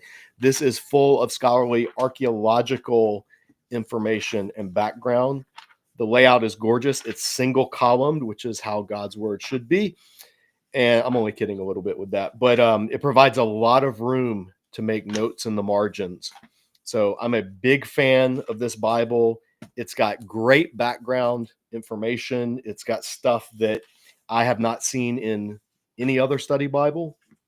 So definitely there's a reason that this is one of my favorites, and you can see my video review of it here on the channel for why. So we'll be giving that away at the end of the evening. So stay tuned if you're interested in winning. All right. What do we have? What you got for us, Gregory? I had two interesting ones. It's kind of New Testament-y. Well, it's 100% New Testament. What does Paul mean that it's better to marry than to burn? That's a great question from Brad. And I would say it means what he says. I think he's meaning there might be a double entendre when he's talking about the context is if you cannot control your passions, if you do not have the gift of celibacy, then he says, yeah, you should get married. Paul wasn't anti-marriage. Paul actually commended marriage. He believed that it was better to be like him, not tied down. You could do more ministry. You have more opportunity, you have more focus. And a lot of people in the early church especially held that view as well. But he also recognized what marriage was created for and the necessity of it, and that not everybody was called and not everybody could accept the calling of lifelong celibacy. And so he said, yeah, it's better to marry than to burn with passion now the question I guess would be, is he just speaking metaphorically? Like we say somebody's burning with passion, like burning in lust, like just feeling it and not being able to act on it. Or does he mean acting on it and then that leading to destruction, that leading to, eternal separation from God, burning in hell? And that would be something that I'd say, check a Corinthians commentary on it. I think it's Corinthians where he says that. Yes. No. I don't think it is. I think it's one of the pastoral ones, but don't quote me on that. Yeah, I'm not a Pauline scholar. I could pull it up, but that would take away from other question time. That would be my answer. Yeah, go ahead, Jay. What's that? I was saying, go ahead. Okay, yeah, that would be. Let me pull it up. Can you see my screen? Yep. Tell me when you're ready for me to share it. Don't share it just yet. I'm going to try to do, so we don't ever, dang it. That's not what I wanted to do.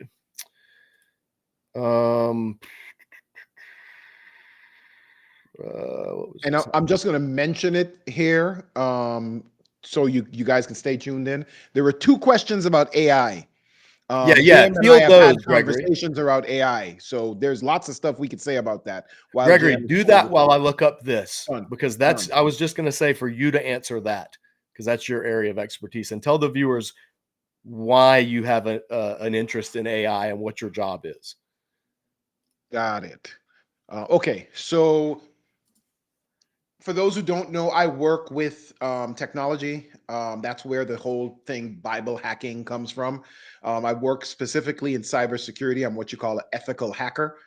So I do legal, 100% legal, with much permission, hacking into big corporations to help them, defend themselves against bad hackers. That's relevant because that industry, cybersecurity, was one of the industries that started using AI probably 30 years ago, 25, 30 years ago. So I've been working with AI and AI technologies for more than 2 decades at this point.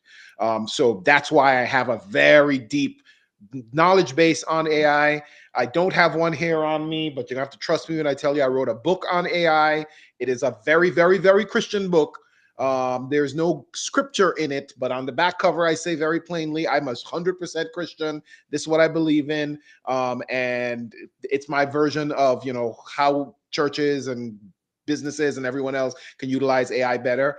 That book was the #1 bestseller on Amazon's business and technology list, not their Christian list, their business list. So it's been very, very well received. So that's where I'm coming from. So I'll answer this question with AI being so and there's 2 questions I saw about AI. I'll kind of wrap both of them together. First one is from David Lopez. With AI being so prevalent now, are there any cool projects or commentaries that are intentionally utilizing AI to find theological connections or allusions in Old Testament scriptures? There's been tons of work done on that. I don't know that any have made it into a printed or online distributed commentary as yet, but give it time. There's definitely whole libraries online where they pull every allusion or reference back to different scriptures from where the New Testament refers to the Old Testament. Those things exist.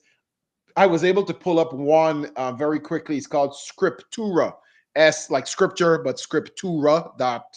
I think they're org. Hold on, let me just click the link here and make sure. Yeah, scriptura.org. They have a whole YouTube channel and they focus a lot. They've done a lot of work in Psalms, and a lot of the technologies they are using, and it's called Psalms layer by layer, where they're interpreting Psalms. They're looking for, all of the allusions inside of it and the layers of how the languages worked and the different textual stuff. They're using a lot of AI tools to do that work. So there are tons of projects where that type of work and that type of study is being done.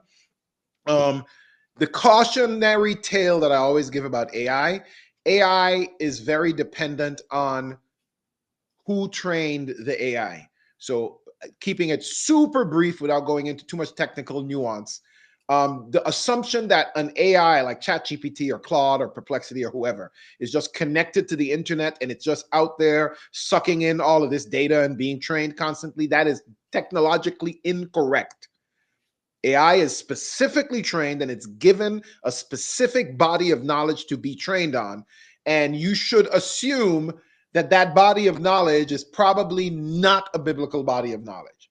So what I do when using AI, and I use it very heavily for biblical studies, that was one of the further down questions. Can you use AI for ChatGPT for Bible study?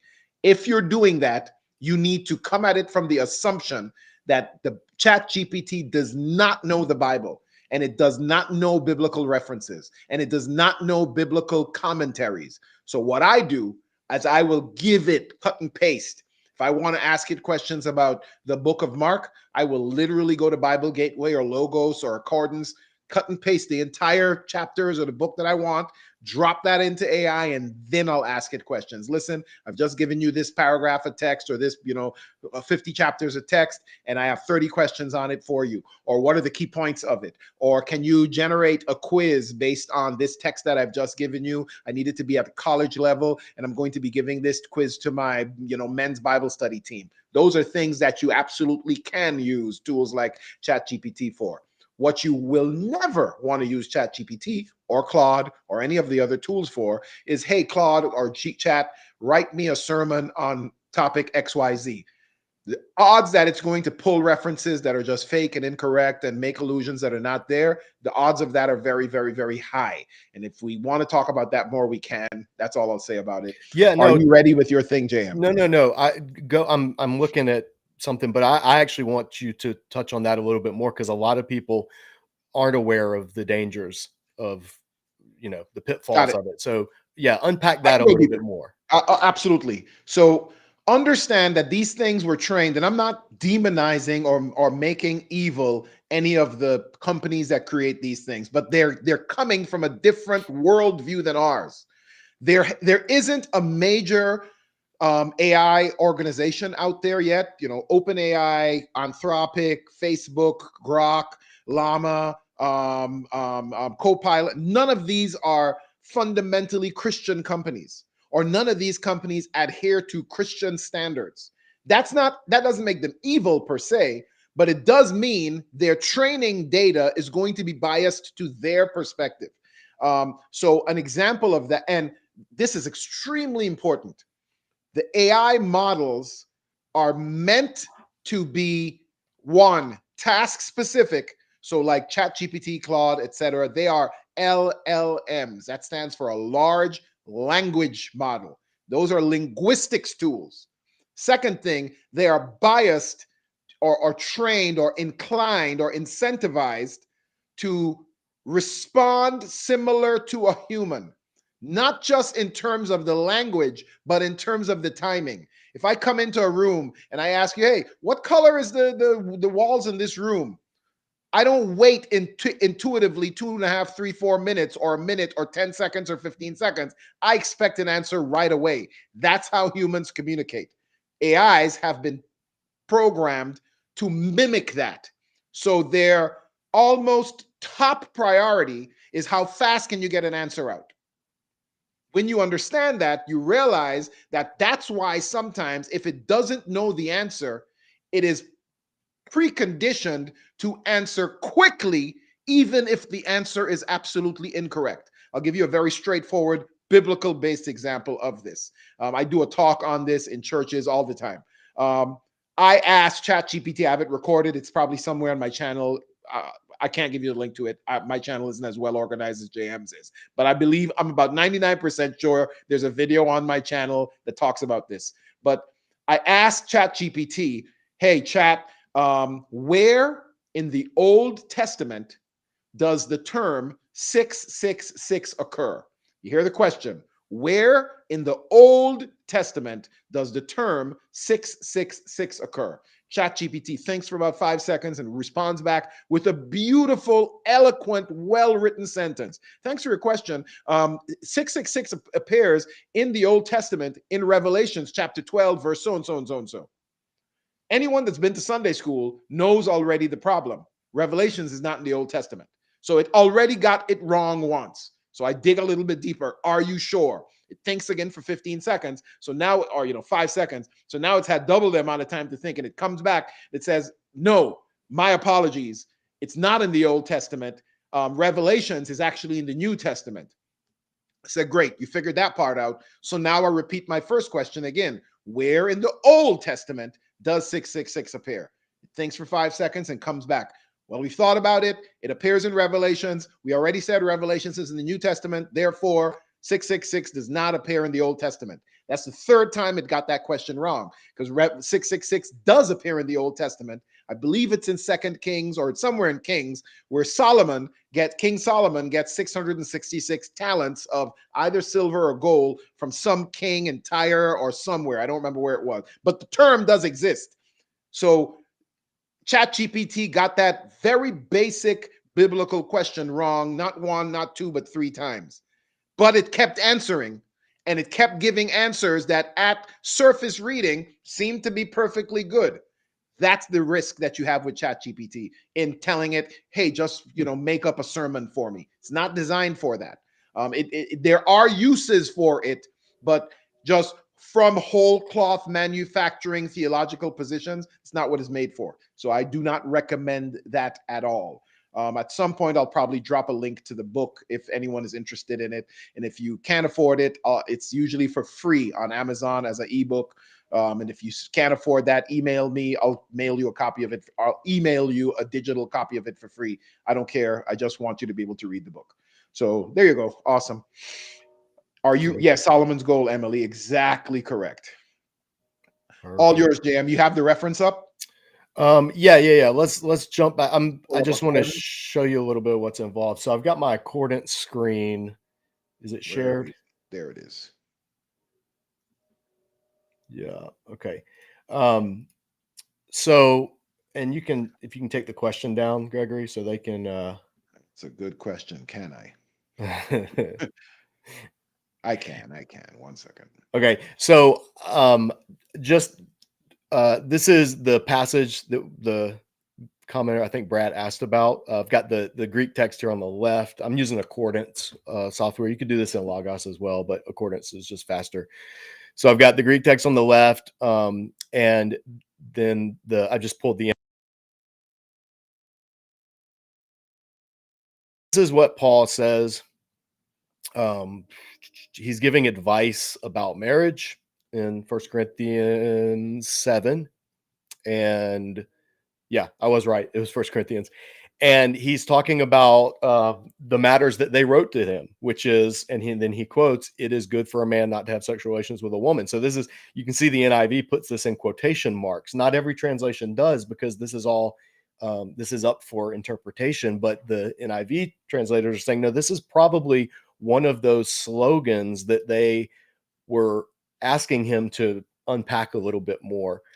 And so he goes on and he talks about, but since, and there's our word that we talked about earlier, porneia, since porneia is occurring, each man should have his own wife, each woman her own husband. Husband should fulfill his marital duty to his wife, and likewise the wife to her husband. This is revolutionary, by the way.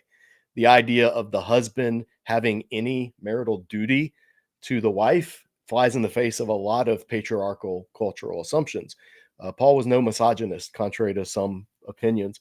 So then he, the wife does not have authority over her own body, but yields it to her husband. The same way the husband does not have authority over his own body, but yields it to his wife. Husband not having authority, but yielding. Like, wow, that's going to mess with some people's theology in and of itself. So then he goes on to say, do not deprive each other, except perhaps by mutual consent for a time. So don't be ascetic. Paul knows what marriage was created for. Then come together again so that Satan will not tempt you because of your lack of self-control. I say this as a concession, not as a command. I wish that all of you were as I am. So this is where people say, he's saying, I wish everybody was either unmarried or had the gift of celibacy, or possibly both. But each of you has your own gift from God. One has this gift, another has that. Now to the unmarried and the widows, so those who are not married and those who were married and are married no longer, I say it's good for them to stay unmarried, as I do. But if they cannot control themselves, they should marry. For it's better to marry than to, and NIV translates this, burn with passion. It is, let me scroll down over here. The Greek, this is translating this, all this is translating one word, purusthai, to burn. So the question is, what did he mean? Is he talking about it's better to, NIV is going with burn with passion, or is it talking about it's better to marry than to burn, like to go to hell, so to speak? So I'll just give you Gordon Fee, his commentary on 1 Corinthians. Pull it up, just so you can read one scholar. And this is one opinion on it, but Gordon Fee is somebody who I think is worth listening to. He says, for many Christians, what Paul says next has been the troubling sentence. The apostle is seen to be arguing in the preceding sentence for all singles to stay that way, then as making allowance for marriage for those who cannot remain continent. For it's better to be married than to be consumed with sexual passion. But it's doubtful whether Paul's point is quite so stark. In the first place, Paul does not say, as the NIV and others have it, if they cannot control themselves, as if it were simply a matter of self-control. Rather, he says, if they do not practice or are not practicing continence or exercising self-control. And so up here, when he says this verb, if not, they are, and this is a plural present indicative. So, and it's middle. So if they are not showing self-control, not if they can't, but if they aren't. So he says that is the issue for Paul is not the sexual drive as such, but the sinful practice of some of the brothers for whom marriage rather than sin is to be the proper order of things. The implication is that some of these people are doing the same as some of the married in the opening paragraph, practicing sexual immorality, porneia. That is probably also going to prostitutes. Remember, he's writing to Corinth. Unlike cities like Ephesus, where like asceticism was more popular, in Corinth, debauchery was more popular. Prostitution was more popular. Corinth was a much more sexually charged culture. And so, he says, the antidote for such sin is to get married instead. With an explanatory for, Paul appends a reason. It is better to marry or be married than to burn. This final word is the difficult one. The usage is clearly metaphorical, but it could refer either to burning with desire or burning in judgment. And they say, see, for example, 1 Corinthians 3:15, where it talks about the builder building and then his work being burned up. And that is talking about judgment. Since both of these can be supported from Jewish sources, that evidence is not decisive. The question must finally be decided contextually and by Paul's usage in the next letter, 2 Corinthians 11:29, which is almost certainly a metaphor for inner passion, which accounts for this addition in the NIV. So in 2 Corinthians, he does use the phrase to burn as metaphorical for like burning with passion. Even though the larger context, including his earlier warning, could be argued to support the judgment metaphor, such an idea is missing altogether from the immediate context. It seems more likely, therefore, that Paul intended that those who are committing sexual sins should rather marry than be consumed by the passions of their sins. Although it's possible that Paul was himself intentionally ambiguous, so that the clipped nature of the clause was intended to catch his initial readers a bit off guard in the same way that it has his later ones, those of us reading it. In this case, what needs final emphasis is that Paul is not so much offering marriage as the remedy for sexual desire for, quote, inflamed youth. You know, this usually gets taught in youth sermon settings, which has been the most common way of viewing the text. Rather, marriage is to be understood as the proper alternative for those who are already consumed by that desire and are sinning. So that's one example of how, in this case, this is Gordon Fee. In this is in the New International Commentary series. So that's an example of how you would interact with the text and giving the different options, and then ultimately Fee lands on the one that he lands on. But hopefully that helps, and I would commend Fee's work, and there are others too. I mean, this is when you come across a passage in Scripture that you have questions about. This is, I think, the thing to do.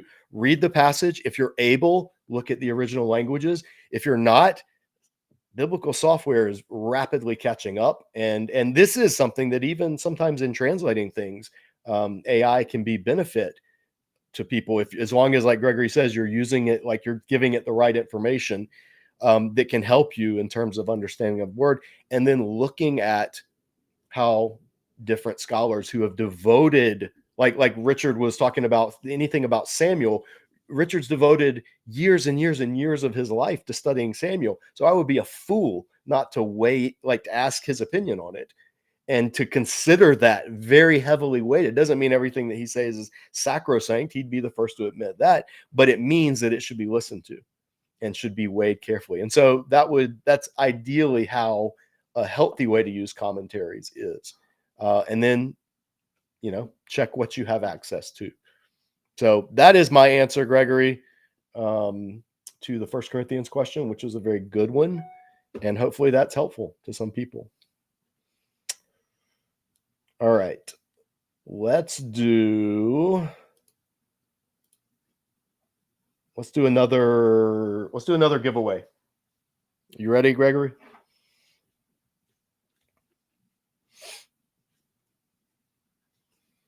Soon, yeah, boom. I had to get There we go. the screen share off tab and put me back on because I can't speak when I'm backstage. Yeah, we're ready. There's also some more questions, and FYI, Dr. Middleton sent the whole Samuel thing, and he sent several other articles. I'm going to quickly, when JM is answering another longer question, I'll put them in a share, and I'll drop the link for the share where everyone that's on here can just grab it and download it for free immediately. I'll put that in the chat as well. Perfect. Let's do it since it's 9. Let's do the second branch giveaway set. This is the branch exposition of the Bible from Langham. If you're just joining us, earlier we gave away the Old Testament. So this is the New Testament version of the branch exposition commentary. It's a commentary on the New Testament. It's done by Michael Eaton, a British pastor, missionary, spent most of his career in African settings, various countries in Africa. And it is written primarily for teachers and preachers, people who are even Bible study leaders. And it is, as all of Langham resources, it has kind of a global emphasis. So that's the thing that I value the most about Langham's work. They have amazing global commentaries, the Africa Bible commentary, the Asia Bible commentary. So this would be one that you could take a look at. I've reviewed this here on the channel, so you can check out my review of the branch exposition. Langham sent this to me, and after reviewing resources, I like to give them to viewers. So let's give this one away. For this one in the chat, just put the word, let's just do it again. Just put branch in the chat. So if you want to be entered, while I'm going to look at the next question, if you want to be entered for the branch this is the New Testament. So to be entered for this one, put branch in the chat. And that being said, so to all the people that were asking, how do you get on the wheel? This is how you get on the wheel. Yes. If you want to be entered, put the word chat branch right now. Yes. And we'll give you a few minutes to do it. And I'll find you a good question. There were several really, really good questions, JM. I'll grab one of them from down below. Here you go. This is very New Testament-y again, but I'll put it up nonetheless. Have fun with that one, JM. What do you side more with? And I would say explain both of them if you can. I can do this one quickly because we've actually done this in a previous Q&A. Somebody else asked this in an open mat. And so that means we have a video on it here on the channel. I think it's just called "What is the New Perspective on Paul?" And we give the recap of this. So it says, do you side more with the new perspective on Paul or the traditional perspective? So real quick, if you don't know, the new perspective on Paul, it's not very new. I mean, in church history terms, it's new, but it kind of started in the 70s, E.P. Sanders. Basically, the idea is, so from the time of like Augustine, but really Martin Luther and the Reformers, they read Paul when he talks about the law. They read him as talking about keeping the law, the Old Testament law, in order to earn salvation, keeping the law as a means of attaining righteousness. And that Paul was saying that is antithetical to the gospel. And so the law was given, some would say God gave the law just to show us that we couldn't keep the law. And then that drives us to Christ and grace. And a lot of the reformers took that view. This was debated heavily in the 16th century and 17th century. The idea of law is about earning salvation and grace is about realizing you can't. So then reading Paul's thoughts, it was like that's what Paul was talking about. They just assumed that's how Paul viewed it. Well, E.P. Sanders and others looking at actual first century Jewish understandings of how Jews themselves viewed the law rather than how Martin Luther and reformers and even Augustine viewed the law. They said, actually, the law was never intended to lead to salvation. The law was given, and the term was covenantal nomism. The law was given after Israel was saved. Like after God brought them out of Egypt, only then did he give them the law at Mount Sinai. Law always came after grace, never before. And so when Paul's writing about the law, he's not denigrating the law because he thinks you can't earn your salvation through it. Rather, what opposes the law, what opposes the gospel in the law is the ethnocentric Jewish identity markers and keeping the law as a way of showing that you were on the inside and that everybody else was on the outs. And so it became this identity badge. And so that's what Paul was critiquing. And N.T. Wright's written a lot on this. His works on Paul is probably the most well-known of the new perspective, but James Dunn, E.P. Sanders, others. So their whole thing is the reformers, the questions they were asking were not even categories that Paul was thinking in. He was not thinking in that term. And so for Paul, he wouldn't pit law against gospel in that law is man trying to earn their salvation and gospel is God giving it. That because no Jew believed that about the law in the first century anyway. So and then people go in different directions with that, and the scholarship, the literature is vast on that subject. Richard mentioned Nijay earlier. Our friend Nijay Gupta has, I think he's written a summary, or I forgot the name of his book, but it's like a survey of Pauline approaches and new perspective, and then Paul within Judaism and these other different like permutations. But so all that to say, it's a big field of study, and the question is ultimately the advocates of the new perspective say it's not new. This was how Jews in Paul's day thought about things. What's actually new is the later Augustinian, Lutheran, Reformed view of the law versus grace dichotomy. So go nerd out on that if you want to. Check out Nijay's work on that. Check out N.T. Wright's on it. To answer the question, I do side more with the new perspective because I think that they are answering the questions that the reformers didn't even know about. I think historically, textually, contextually, the approach within the general new perspective view makes better sense of what would have been going on in the first century. Now, that doesn't mean like E.P. Sanders, I think he was woefully heretical on a number of things. And James Dunn, I have disagreements with him and even N.T. Wright at times. So it's not carte blanche approval. But yeah, I would side more with them than the standard reform bros who would dismiss it all. All right, we got the wheel going. We're ready? Yes, we are. All right, let's do it. This is for the Branch New Testament Exposition Commentary.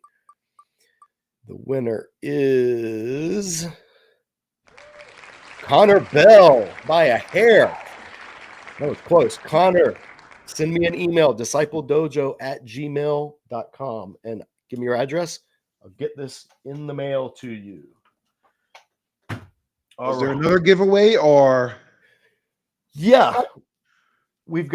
I've got 1, 2, 3, 4, 5, 6. I've got 7 more Bibles total to give away before the final, the Archaeological Study Bible. A couple we can more. do those in a number of ways. Do we have another question? Sure. All right. Hold on, let me get rid of this. I had somebody put brunch in the chat. I saw it too. It was considered an entry though, so it is what it is. All right, yeah. Gregory is not, he is actual intelligence, not artificial intelligence, so he can understand that you meant to say branch and not brunch. AI might have missed that.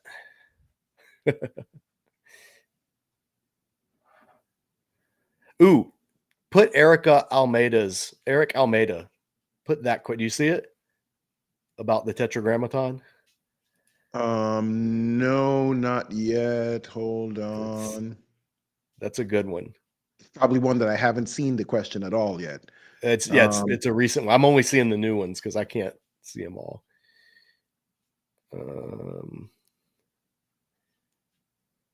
I just lost it. Oh wait, I got it. I have it. There it is. Okay. Yeah. So it's more appropriate to write the Tetragrammaton, which is YHWH, as Lord, or Yahweh, or the other rendering. Yeah. Give the whole history on why that's done that way. That's a good question. So yeah, every time in your English Bible you see the phrase Lord, the Lord, and it's in all capital letters, that is rendering the divine name. And the divine name, we have a section in Bible for the Rest of Us. So our course here on the channel, Bible for the Rest of Us. So you just go discipledojo.org/Bible. That takes you to the whole course. But we talk about this in one of the final sessions in that course that Richard talked about earlier, Hebrew text criticism and how the Hebrew scribes would kind of make changes sometimes for various reasons. One of the changes that was made, and it was early on, was whenever the name, the divine name, and it was in Hebrew YHWH or sometimes YHVH. It depends on if you pronounce that Hebrew letter as Vav or as Wow. Same letter. So there was an early practice in Judaism. Whenever in a Hebrew manuscript, you see YHWH, Yod He Vav He, you were not supposed to pronounce it out loud.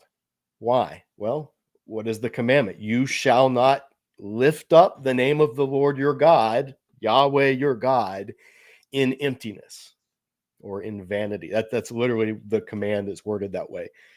And if you want to know more on that, our friend Carmen Imes, her book, Bearing God's Name, her PhD was all about that commandment. So the practice was, okay, you don't ever want to use the name of God in emptiness or in vanity. You don't want, and we say, take the Lord's name in vain. So one of the ways that you could avoid doing that was not saying it. If you don't say it, then that lessens the likelihood that you're going to say it flippantly.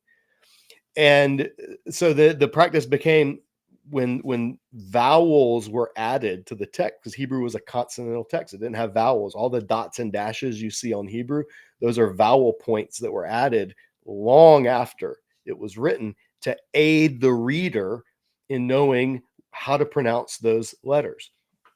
So one of the practices was whenever you came to the divine name, Yod He Vav He, which was most likely, there's not 100% certainty, but it was most likely pronounced Yahweh or Yahweh.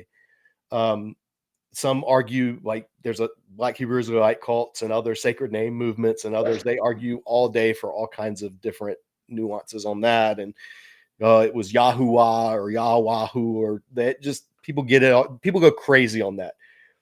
But when you come to that in the text, the scribes did not want the reader, who may not know Hebrew as their primary language, did not want the reader to accidentally read the name out loud, Yahweh.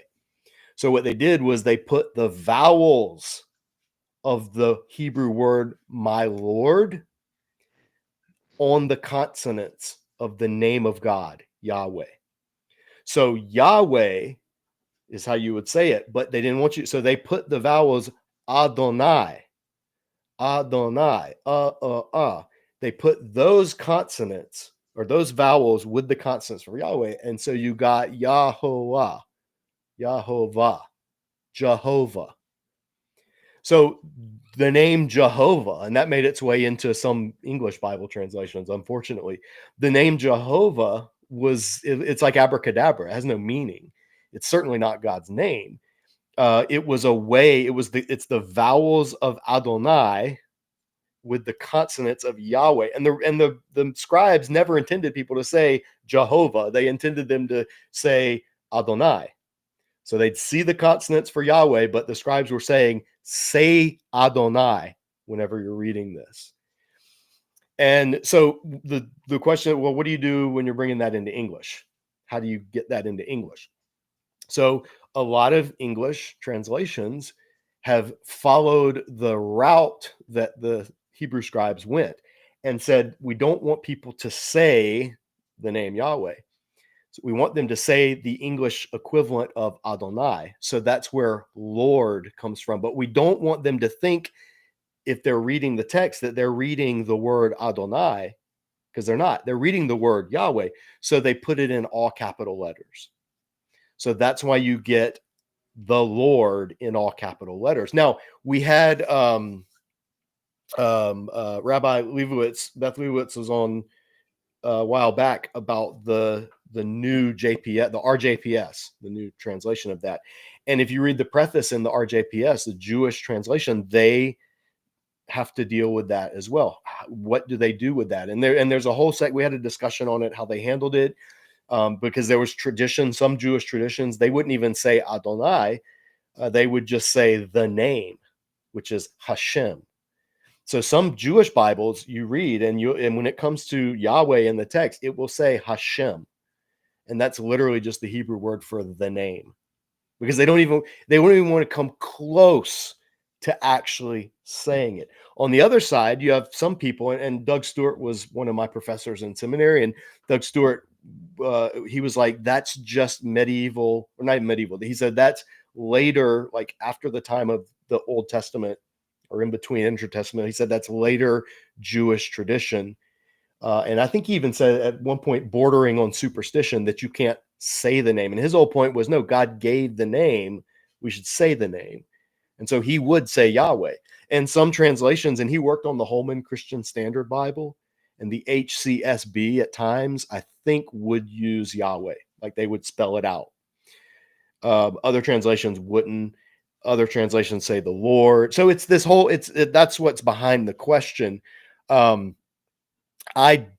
have enough friends that are Jewish to understand that for devout Jews, saying the name is, it's not cool. It's not kosher. It's offensive to some. They would never do it in any type of liturgical setting. And so that has made me a little more sensitive to that than I would have been otherwise.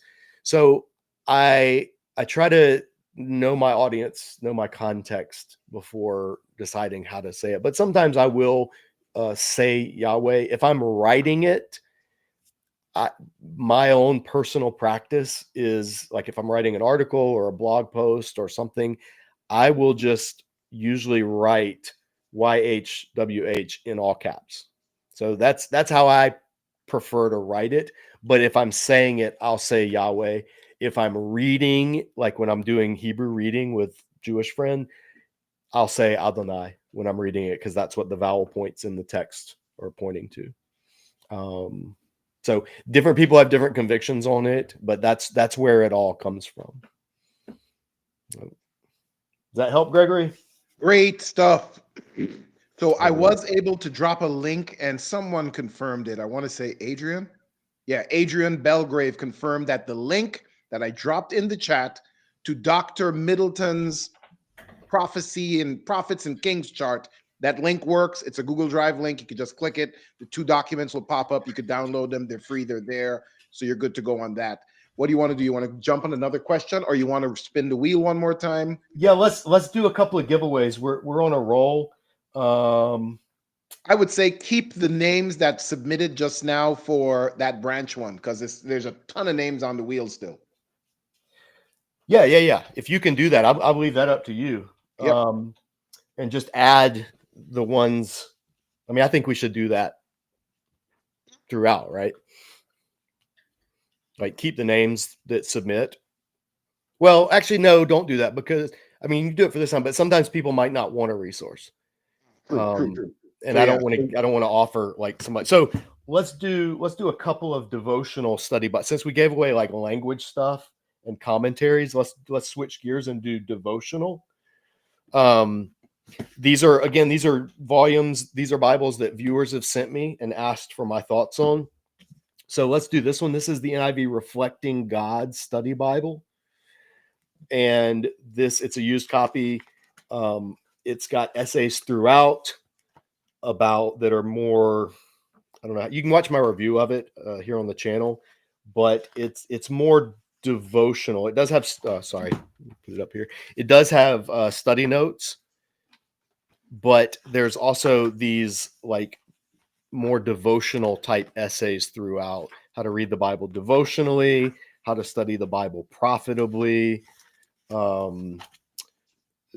Essay, this one's about the gift of human freedom, the tragedy of human sin, miracle of transforming grace. So this is less academic. I mean, it is. If you see my review, that's what it is. So yeah, let's do this one, and then the Light for Life. So this one's the New American Standard Light for Life Bible, and it's the same kind of thing. It's got study notes throughout, but it's more, the book introductions are very brief, and then it just has more of a feel of like, hey, this will apply to your life. This is how you live, so yeah, let's do a couple of these. I was trying to say, it's got some really good maps at the end, glossy, high quality. So I've reviewed both of these. This one has a bookmark. So let's give away these if you are interested, because some people may not want this. You may be like, I don't want that.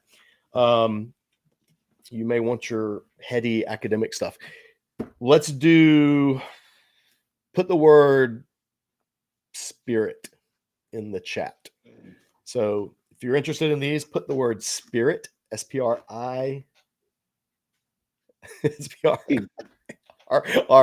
Took me a second. Ruach, don't put ruach, put spirit.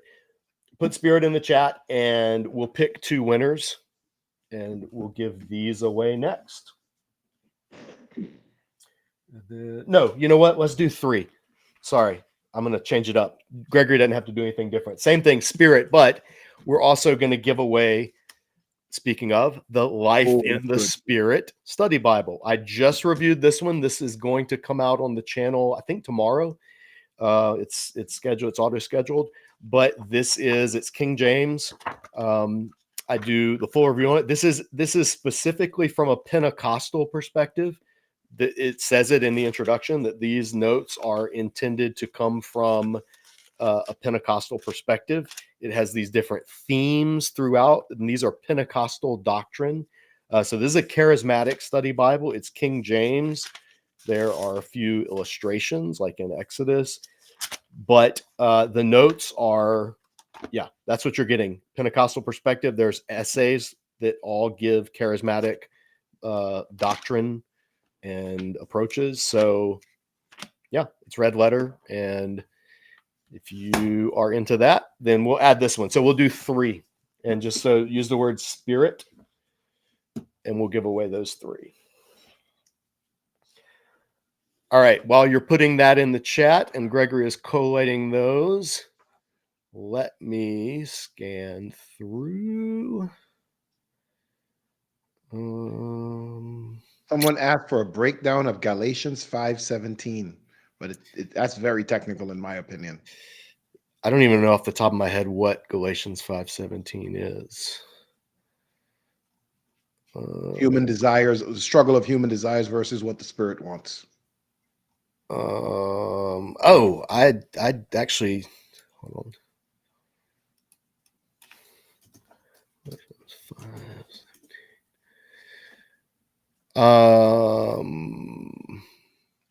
Yeah, actually, we can do that one. We can go through that. Let's put my, if you can, while you're collating the names, if you can put my screen share back up.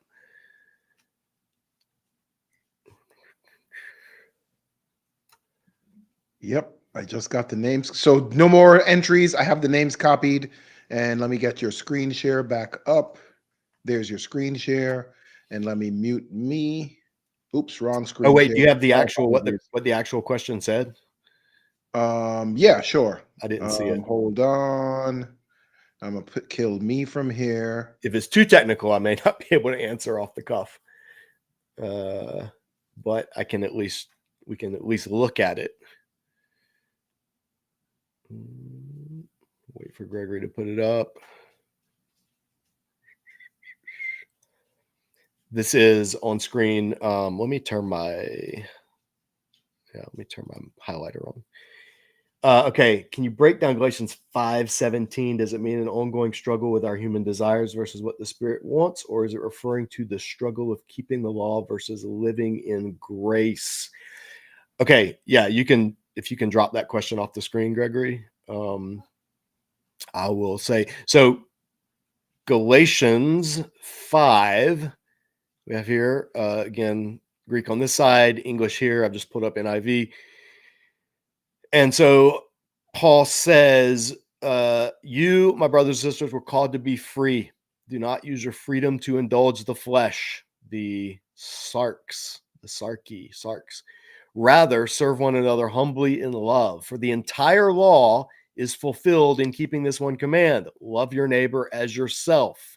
It's a quote from Leviticus, by the way. Leviticus is the book that Christians don't always read, but should. And this is one of the reasons why. So the whole law summed up, and in context of how you're dealing with one another, the entire law is fulfilled, keeping this command: love your neighbor as yourself.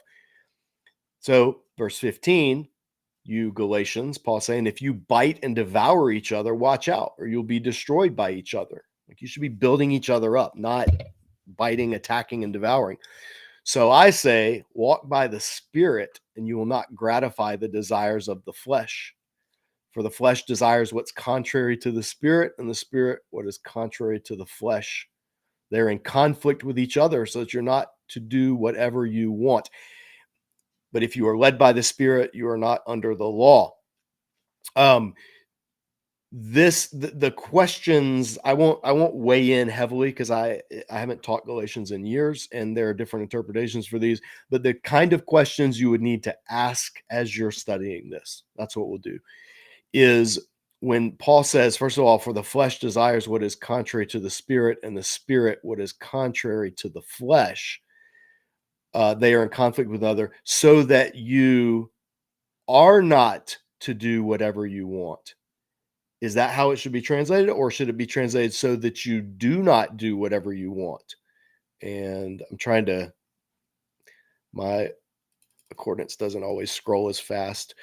So that not, there's the word right here in Greek. So poete, so that you're not doing what you want. The question is, like, is he saying, is this, how do I say this in English? So that you are not to do what you want, or so that you are not doing what you want? In other words, is Paul saying, for the flesh desire, let me hold on, let me pull up another because I know the old NIV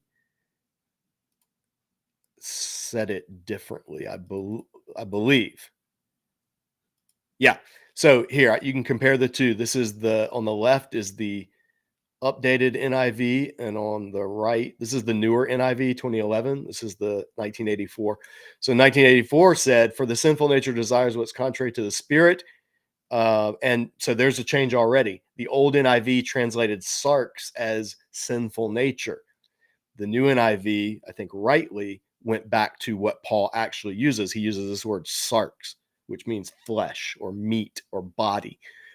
So the old NIV, for the sinful nature desires what is contrary to the Spirit, and the Spirit what is contrary to the sarx. They are in conflict with each other, so that you do not do what you want. So this is how this is rendered, so that you do not do what you want. The new NIV says they are in conflict with each other, so that you are not to do whatever you want. So it's like a command. Like, you're not to do, because whatever you want, like do whatever you want, means you don't obey any law. You're a law unto yourself. Do whatever you want, whatever the flesh wants, give the flesh what it wants. And Paul's saying, no, you have the Spirit, and the Spirit is in conflict with the flesh, because the flesh is fallen. This world is fallen. And so the Spirit is what's guiding you to walk in the Spirit, not walking in the flesh. So if you're walking in the Spirit, you can't do whatever you want. You have to live according to the Spirit, and you should live and exhibit the fruit of the Spirit. The older translation kind of leaves it with this conundrum. They are in conflict with each other so that you do not do what you want. And this would seem to say, yeah, no matter what you want to do, no matter how much you want to walk in the Spirit, you're not going to do what you want. Like you'll never. This kind of goes along with a view that holiness is an ideal, but it's not attainable. The updated NIV, I think, reflects that holiness is not just an ideal, it's actually what should characterize our lives. We had Dr. Matt O'Reilly on 2 or 3 weeks ago, and we talked about his book, Free to Be Holy, and all about biblical holiness. And this was one of the passages that plays heavily into your view of holiness. That's how, these are kind of the questions that you would have to figure out. Which of these translations do you think makes more sense contextually? Obviously, you would need to compare. Like if you can't read this Greek and you can't make that decision on your own, then you would need to compare translations, look at the Net Bible Notes, for instance, look at the different translations, and then go to some of the commentaries, just like we did with the Corinthians passage, and see what they have to say with that. I would recommend our friend, Dr. David De Silva. He has a commentary on Galatians. N.T. Wright has a good commentary on Galatians, and Nijay Gupta, my friend Nijay, has, I think it's like right, it's just out of reach. But so there are many good commentaries on Galatians that you can take a look at and see how they wrestle with this. Can I give a non-scholarly approach to this as well, if it's okay with you, Jam? Yeah, go for it.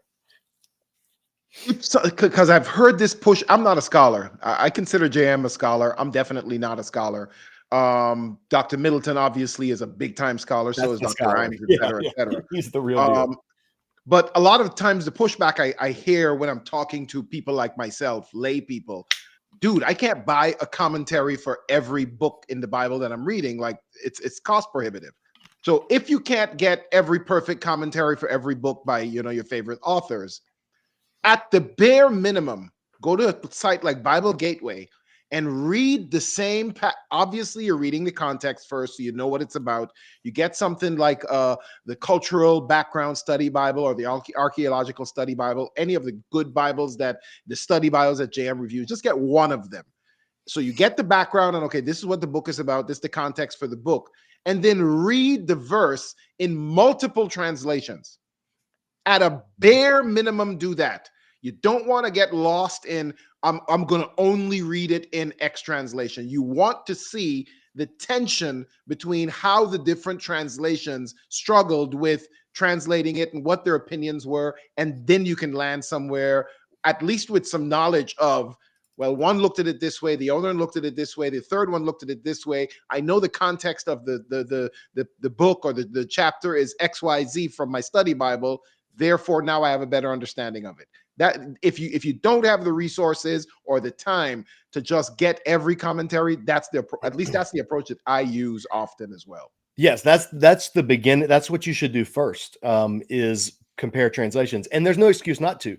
If you're watching this, that means you have access to the internet. And if you have access to the internet, you have access to stepbible.org, STEP. You have access to Bible Gateway. You have access to Bible Hub. You have access to biblia.com. You have access to, I can't even think off the top of my head. There are so many where you can compare all these translations, and you can do just what Gregory just said. Also, and here's the thing, let me key in on this. I have this in my library. Like I can pull up a number of commentaries because I do this for a living. Like this is what I do, is study the Bible and teach the Bible for a living. With any field, what other field would you be expected to have all the information for yourself? If you had a question about law or medicine, you wouldn't, I got to go buy this law book. No, you would go to a lawyer. You would go to a doctor. You would go to people. So the thing that drives me crazy about Christianity sometimes is that we think if we don't know it, we have to find it out on our own. And the body of Christ was never meant to function that way. Jesus himself gave some to be apostles, some to be a prophet, some to be evangelists, some to be pastors, some to be teachers, so that the body could be built up. So you can't afford these commentaries. I guarantee you your church can. I guarantee you somebody at your church can. If it's your pastor, if it's your discipleship pastor, if it's a seminary friend, if someone has access. And so you can say, you can do what I do. Like I would ask my dad sometimes, he's a pastor. Hey, Dad, can you send me, and this is back before the internet, can you photocopy the page on such and such from this commentary and send it to me? And he would send it to me in the mail. Like the whole point is there are people in your life that can get this information to you. You just need to ask. And that's what Jesus wants of his body. He doesn't want Bible study to be an independent exercise.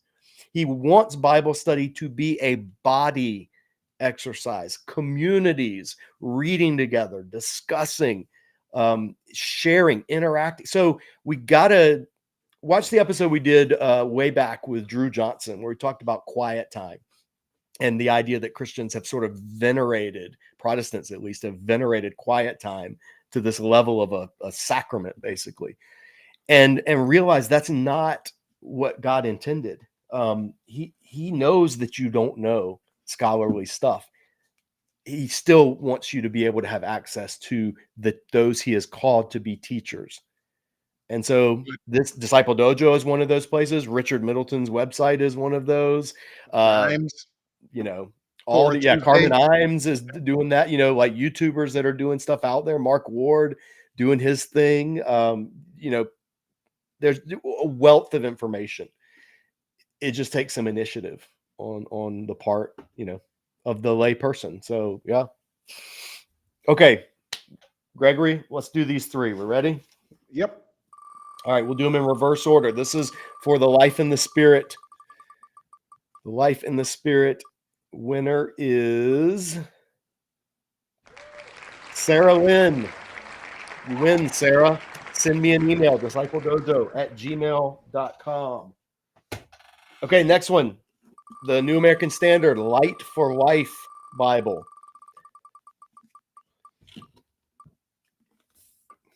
Winner is Colton Honeycutt. This is all you, buddy. Send me an email or we're Facebook friends. You can DM me there. Okay, last one. The Reflecting God Study Bible.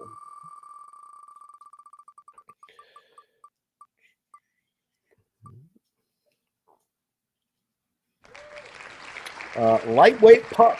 I have one of those right over there. Lightweight Pup. You are the winner. Reflecting God Study Bible. Email me and I will get it to you. All right. I think we got about 20 more minutes or so. Gregory, you want to do another question? Absolutely. Let me get rid of that first. There we go. And we can do, if there are some short ones and some quick ones. I mean, we can do whichever, but if there are some that can be answered quick, then that'd be great. Can you read that? What makes a difference between a heresy and just a difference of opinion on Scripture? Oh, that's a great question. Heresy is a more technical term. Let me see. I was just going to look up in a quick dictionary.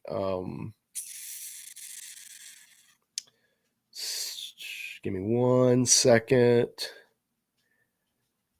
There's like an actual definition.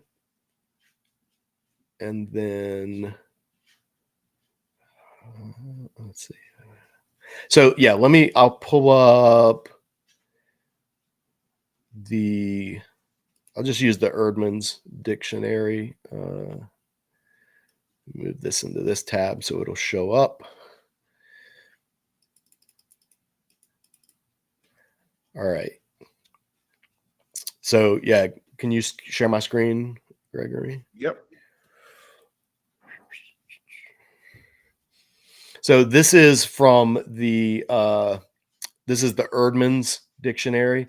just a general basic. This is again why like having these resources is helpful. A lot of these Bible dictionaries, theological dictionaries are available online. So heresy, commonly aberrant doctrine or opinion arising within the church in opposition to biblical revelation or apostolic tradition. That's what it generally means. And they give examples: 1 Corinthians 11, 2 Peter 2, see also Titus 3:10. The Greek term hereses originally meant choice and is also used in the Septuagint. It came to refer to a chosen way of belief, either by individuals or groups. Pharisees, Sadducees, and Christians are all referred to as heresies or sects. The pejorative sense of the term, which is how most people use it today, dominates in the New Testament epistles, where it refers to teaching that diverts believers from the true gospel toward doctrine that erodes the foundations of the faith, leads to ungodly living, and destroys unity in the church. The epistles address heresies showing Jewish, Hellenistic, and pagan tendencies, while Gnostic and Christological heresies greatly threatened the post-apostolic church. So in other words, there were different things viewed as heretical at different times.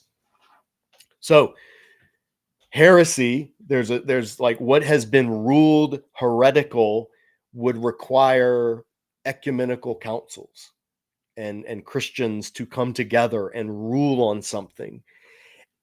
The problem is, of course,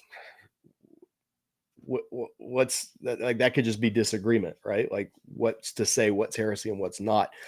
I personally think, taking aside like the actual church history definition of the term, the way I look at it is doctrinally, you have primary issues, secondary issues, and tertiary issues. So primary issues would be things like what's in the Apostles' Creed or the Nicene Creed, like first order doctrinal stuff that all Christians, even the differences between Orthodox, Catholic, Coptic, and Protestant, even that they can all agree on, like that would be primary. Then the next after that would be disagreements of a secondary nature. And so those might be things like, what would be something like predestination versus free will, end times, eschatology, the relationship between the law and the gospel, things like that. They're important. They shape how we view God, but they don't rise to the level of like doctrinal, like if somebody says, think of a good example. If somebody says, oh, I agree, they agree with the church on whatever, all these hymnals and robes and organs over contemporary worship or something like that. They use the phrases like God and Jesus and scripture and all of that, but they say, yeah, all that. But Jesus didn't rise from the dead. Actually, he stayed dead. And that's just a metaphorical description of the disciples experiencing a renewed Christ consciousness within them. Right. So they mythologize the resurrection of Christ, the bodily resurrection. Well, that is a first level disagreement. So even if you say you agree with everything else, if you deny the resurrection of Jesus bodily from the grave, that is heresy of the first level. There's not that's not an agree to disagree thing. That is fundamental.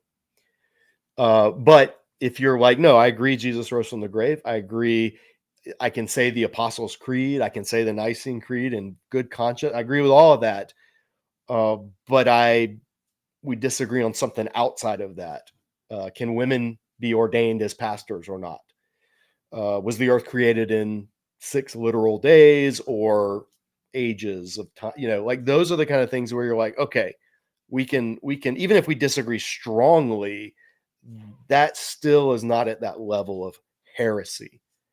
It's just at the level of, and so some people will say, like, you have heresy is primary level stuff, and then you have heterodoxy, So orthodoxy, heterodoxy, they might use that to describe something that's like strongly divergent and significant, but not like taking you outside of the realm of Christendom. And then everything below that kind of trickles down. So the answer will be different for different people. A Catholic probably would answer this differently than I do as a Protestant. A Reformed theologian might answer it differently than I do as someone in the Wesleyan tradition. So that's where I land on it. Okay. What else do we have, Gregory? Can't hear you. No audio. My bad. I'm not going to put the question up, but it's a very short one, but I want to get rid of the Bible first. There. Gotcha. I'm not going to put the question up, but someone Jack asked, do I also train jujitsu? Do I or do you? Me, Greg. That's a great question, Gregory. And it's the easiest answer ever. Nope. Not yet. Right. Next question. There was another really good one. Hold on. It's all the way down at the bottom. I'm going to win you over. Get you on the mat someday. Can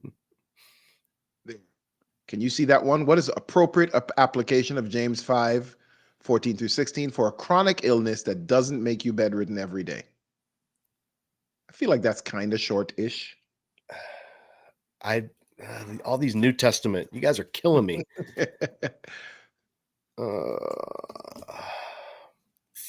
Yeah, that's what I thought. I was making sure.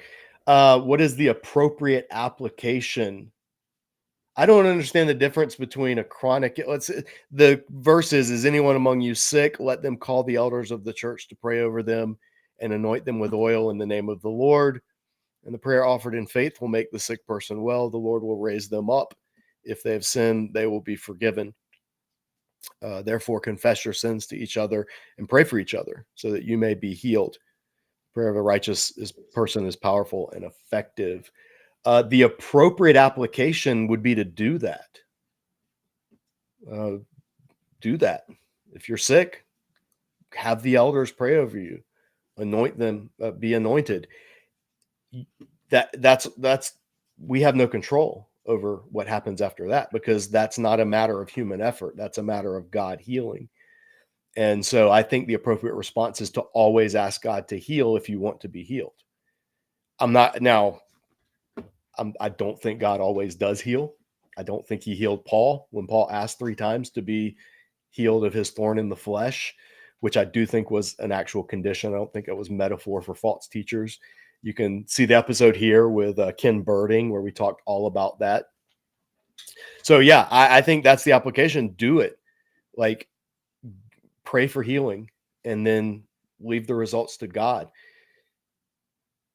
Short answer, but yeah. I love it. The wheel is ready. We got the whatchamacallit, so we can actually spin the wheel whenever you are ready. Hold on there. Boom. Did we? Okay, what's this one? Wait, what is this one for? I don't remember. We have 4 more, but we haven't. I don't think we've announced them yet. Spirit, wasn't it the Spirit, or did we do the Spirit? No, we didn't do the Spirit yet. Yeah, we did those. The 3. My bad. Yeah, no worries, no worries. I have 4 more Bibles to give away before the final one, so we can do these in one round as well, because what they all have in common is all of these Bibles that I've reviewed here on the channel, they all have the Apocrypha. So these are all Bibles, and I think they're all NRSV. Yeah, these are all NRSV. They all have the Apocrypha in them. So real quick, this will be the last giveaway we do before the final one. We have the Access Bible. So hold on. But before you show that, JM, you should give him the word. I think the word you should put in the chat is Bible. You can start putting it while he's talking through the Bibles. Yeah, and this will apply for this will apply for all 4 of these. And then I think yeah, we'll end it with this one before we do the last giveaway. The Drop Bible in the chat, guys. Yeah, so if you're interested, so the first one is the Access Bible. We've reviewed it here on the channel. It's a bit more devotional. It's not heavily academic. The notes, they don't dominate the page like some of the other more, I don't know how you'd say it, more academic study Bibles, but it does primarily, the difference is it has the apocryphal books. Like in this case, the book of Sirach. And it's the ecumenical apocryphal books. So not just Catholic, but also the ones that Eastern Orthodoxy recognize as well. So here's Baruch, in letter of Jeremiah, prayer of Azariah, which this is not in the Catholic Bible. So anyway, the Access Bible, I've reviewed it here on the channel. You can check that out. We'll also give away the Discipleship Study Bible. So same thing. It's NRSV with the Apocrypha. The notes on this, and these are all used copies that viewers have sent me. The notes on this, again, they're not super extensive. The notes have to do with like discipleship, with following God. You can see some of these are highlighted either from my highlights or from whoever sent them to me. So just another study Bible. The main benefit of these is they have the Apocrypha. So if you don't have a Bible with the Apocrypha, here's your chance. Then this one, I'm going to put a caveat on this one. I reviewed it. I hate it. That's my caveat. I do not recommend this Bible. Now, that being said, there are some good things in it. It has some contributions by some scholars who are good, reputable, godly, but it also has stuff in it by scholars who I don't think, whose views I would put in that heresy category. And I've reviewed it here on the channel as well. This is the People's Bible. You can see it doesn't have a lot of study notes, but it does have some of these like the call out boxes with reflections on different passages and like some little mini essays. The book introductions are hit or miss. Some of them are really good. The book introductions for the pastoral epistles or the letters of John are really good, but some of the study notes are not. Now, one thing it does have that is cool, there's a gallery section in the middle, and it has how scripture has been represented in all different cultures throughout the world. That's the focus of this Bible, is to be like, to show how scripture has been read worldwide, not even just in Christian context, but this is this is written for classroom use and for like, just seeing the Bible, how it's interacted with different cultures. There's some maps. It is what it is. You can check my review on it if you want my candid thoughts. It does have the apocryphal books. So that's the third one, the People's Bible. And then the last one that we'll do is, there is one for kids. There's the New Revised Standard Apocrypha, New Revised Standard version with the Apocrypha, and it is a kids Bible. So it's got kid font. It's got a little bit more color. It's got these sections of like memory verses, hide it in your heart. The book introductions are a little more engaging. So not a ton of study notes, but most kids' Bibles don't have a ton of study notes. There are some sections that have different things, like these are messianic prophecies, names, the names in the Bible and their meanings. There's a few of these color page sections throughout. Here's one more. So people in the New Testament, 4 Gospels, 1 life, who wrote the New Testament. There's illustration of Herod's temple, or actually it's a model of Herod's temple, synagogue. So it's just a pretty cool little neat kids study Bible, but unlike most kids study Bibles, this one has the apocryphal books. So these are the ones that we'll be giving away in this round. We'll do all 4 of these. Put the word Bible in the chat. And while they're doing that, is there another question that I can see? Yes, there was. Hold on, let me grab it. There was, well, you know what? I'm gonna do this different. This gentleman asked a question, but I lost it. Eric Almeida. I hope you can hear me. You asked a question about the historicity of the Old Testament. JM is an Old Testament guy. So please type that question right now again so I can ask it. Eric Almeida. Okay, and then while he's doing that, Cass Emorim asked, what are your favorite scholars that you would recommend for people wanting to lean more into biblical scholarship? That's an easy one to answer. Right off the bat, Richard Middleton. Read Richard's work.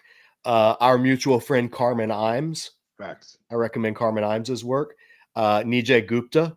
Nijay and I went to seminary together. I recommend Nijay's work. Esau McCulley. Esau and I also went to seminary. In fact, Esau, Nijay, and I were all in seminary together. He's an excellent New Testament scholar in his own right. Top of the list is Christopher Wright. Anything you see by Christopher Wright, W-R-I-G-H-T, Christopher Wright, without hesitation, I say get it and read it. I don't care what it is. He is my favorite scholar by far.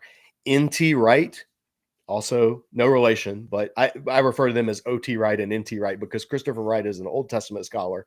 N.T. Wright is a New Testament scholar. N.T. Wright is a phenomenal scholar. His work is wonderful.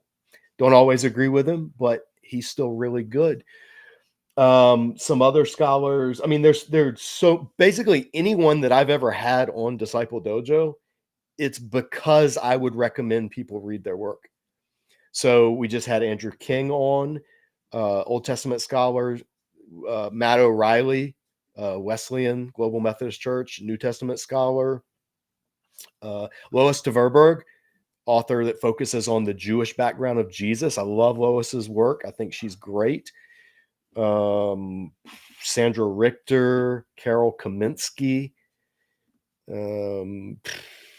What I'm thinking in my head is who do I want to make sure I don't leave out because there's just too many. Basically, like everybody behind me on my shelves here.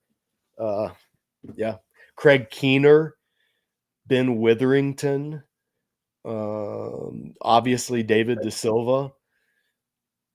Yeah, there's so many, but scroll Disciple Dojo, go to the playlist here on the channel of interviews and just scroll that, and everybody in that, I would recommend their work.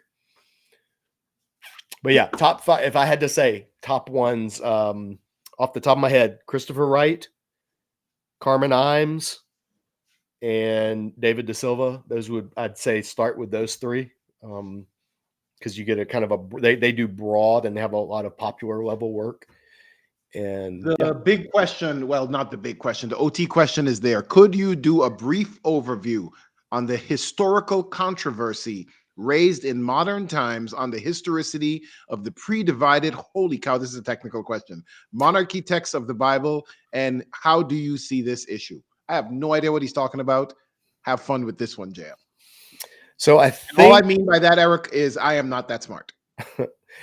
Well, I think if I'm reading the question correctly, is the historical controversy raised in, I don't know what modern times would mean. Do you mean like 1800s on, or do you mean like right now?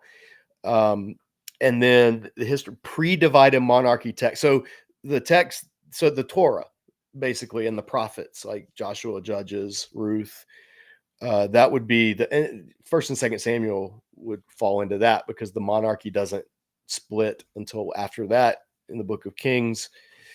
So I think just this would refer primarily in my mind to Torah, to the Pentateuch, and the idea that the documentary hypothesis theory that everybody used to think Moses wrote the Pentateuch, and then in the 1800s people started saying, oh, actually it's 4 sources, a J source, E, D, and P. And then that just became a whole field in and of itself. And I've talked about that in some Bible reviews. I've talked about that I think we've done something here on the channel on it.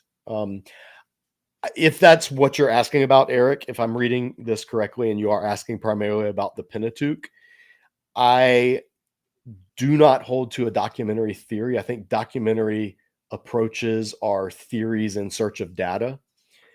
And I think that it's where I land is the Pentateuch and maybe Joshua, maybe Judges, but mainly the Pentateuch was completed for the most part. There's the possibility of later updates of place names or, additions, like Moses being the most humble man who ever lived. I don't think Moses wrote that about himself, for instance, or about his death. So with that caveat that there are later editorial clarifications and glosses and additions to the Pentateuch, I think the bulk of what you read in those early Old Testament books comes from the 2nd millennium BC. In other words, 1000 AD and older. I think most of it comes, like if the Exodus was around the 1400s, although some people say it's around the 1200s BC, I think that you can make a good case for either. I lean towards the 1400s. I think that everything that we know of as the Torah would have been, for the most part, finished by the time, but before the Davidic monarchy. So, whenever you want to date that, 1000, just rough estimate, 1000 BC. That's the latest I would put most of the Pentateuch. If you want to go deeper on that and actually look at it, the study Bible we're going to be giving away at the end, the Archaeological Study Bible, has fantastic essays all about that question at numerous places in it. And then Dwayne Garrett, his book, Rethinking Genesis, he looks at the book of Genesis and asks those documentary type questions, and shows how it's actually more likely that Genesis goes back to something in the 2nd millennium.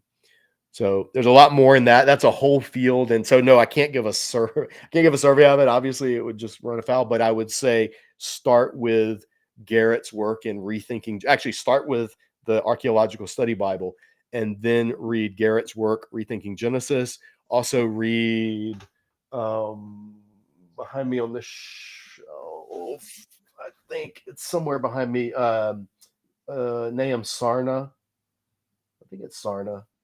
Is for a Jewish response to documentary hypothesis. Yeah, I think it's Sarna. I don't have to know. This is off the cuff, and it would take away time for me to go look. But yeah, that's where I land. All right, are we ready to do these 4? Yes, sir. Do you see the wheel? Yep, I do. I'm All right, ready. let's spin it. Let's do the first one. Let's do the discipleship study Bible. All right, Rhonda Findlay. This one is coming your way if you email me, discipledojo@gmail.com. All right, let's do the Access Bible next.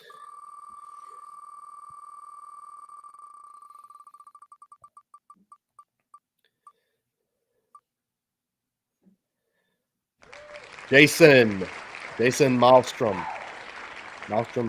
Jason, Access Bible headed your way. All right, let's do the People's Bible.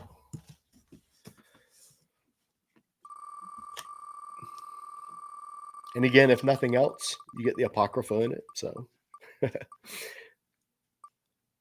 FYI, guys, thanks for hanging on there. It's been 3 hours plus.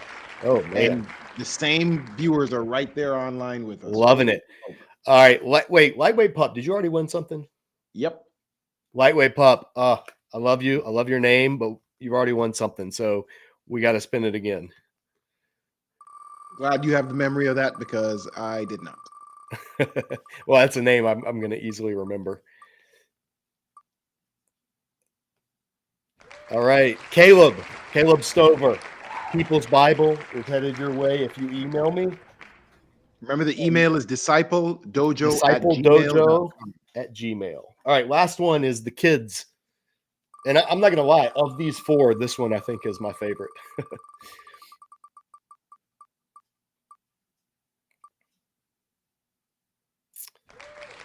Care culture. Great Care name. culture. Send me an email. I will get this shipped to you. All right. You should start showing the other one, the grand prize one. So this will be the last one we do. Once again, so we're gonna do this is the Archaeological Study Bible. And just so you know, you guys, I mean, Dojo viewers know, but some may not think I'm just blowing smoke. So this is my version.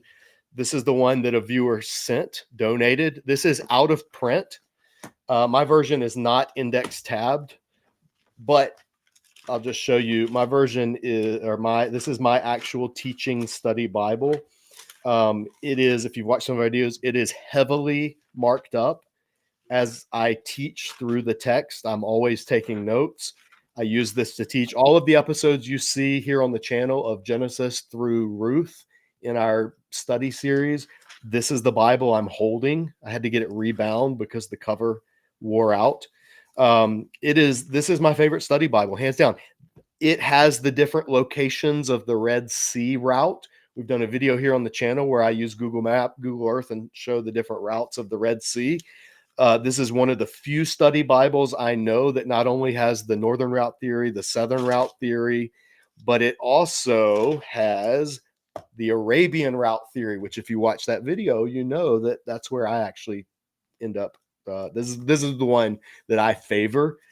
But this was done by people like Walt Kaiser, Dwayne Garrett, like just excellent, phenomenal Old Testament scholars. Zondervan partnered with Gordon Conwell in the early 2000s. That was when I was finishing my degree. I graduated in 2006. This came out in 2005. So I really watch the review if you want to see why this is my favorite study Bible. And I'm on a crusade to get Zondervan to reprint it. So if you want to send them an email and say, hey, we would like to have the archaeological, not the archaeology, but the Archaeological Study Bible, then I think you should let them know. But I don't know. They probably won't reprint it, but they should. Anyway, yeah. So this is the one we're going to be giving away. And it is, there are a few, like if you know those lists that people do online with tiers, like A tier, B tier, C tier, and they put different things. I thought about doing one of those, but they're just so cheesy that I don't know. Let me know if that'd be something you're interested in. But this would be in the S tier, like at the top. It would be up there with the Baker Illustrated, this, and I can't even think off the top of my head what else I would put in that category. But anyway, this is, we're going to give this away. This will be the grand prize. And whoever gets this is getting what I think is, I would say, the best study Bible on the market, but it's not on the market anymore. So you can find it on eBay.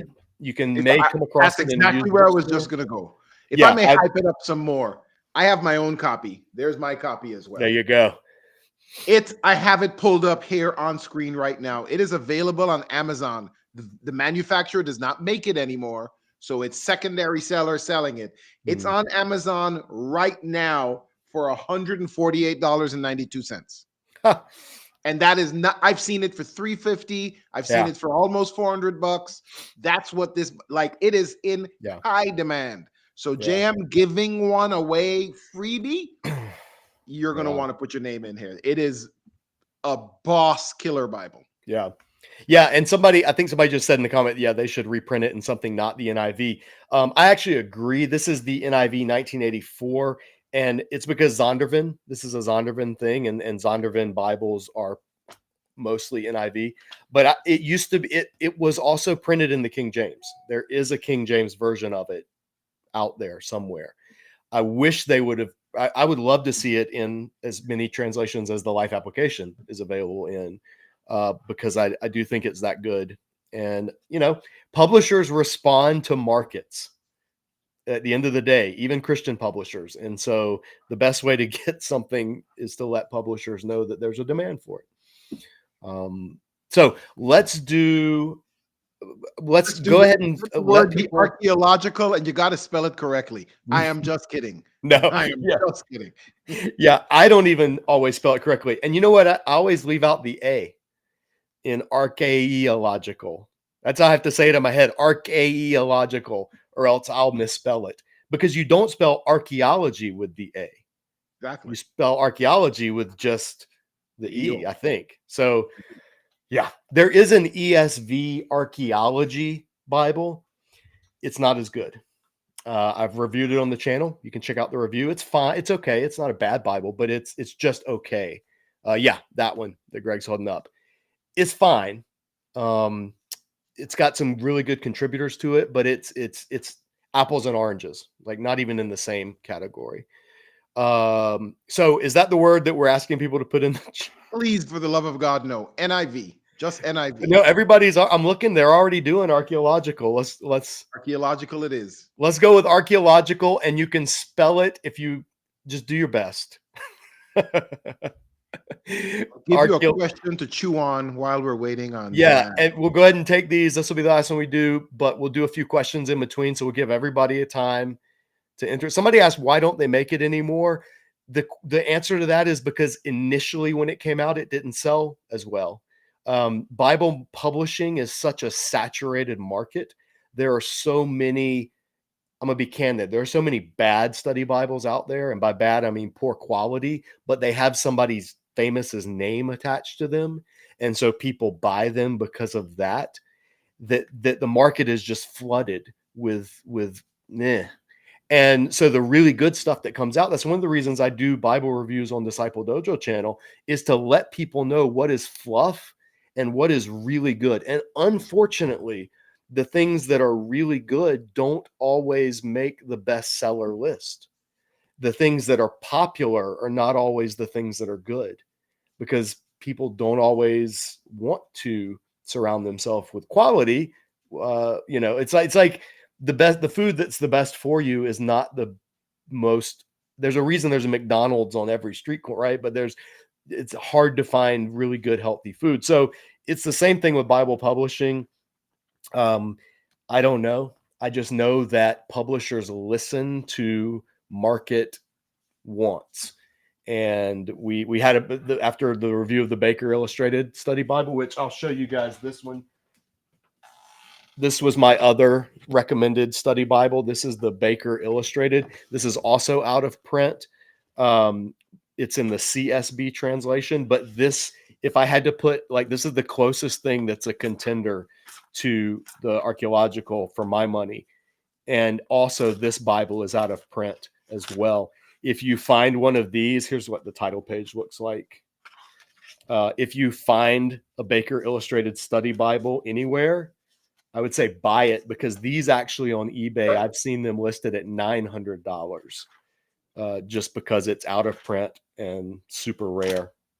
But yeah, publishers, Bible publishers, if the Bible doesn't sell well initially, Bibles are really expensive. They're big projects. They involve a ton of people. They take years to get released.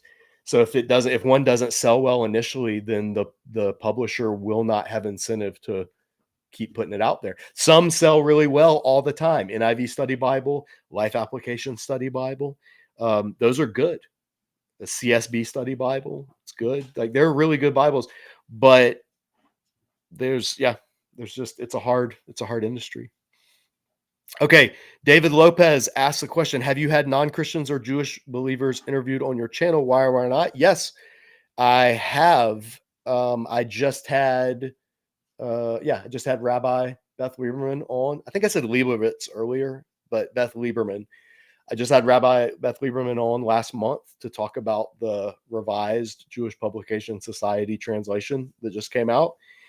And I have had also believing Jesus following Jewish guests. I had my good friend Isaac Paley. He's been on twice. The last time he was on last month during Judaism January. So he was on in January and talking about the Targum. And he did a deep dive on, did a survey of Aramaic, the Targum translations of the Old Testament, and the difference that it made in different Old Testament passages. So check that out if you're interested. But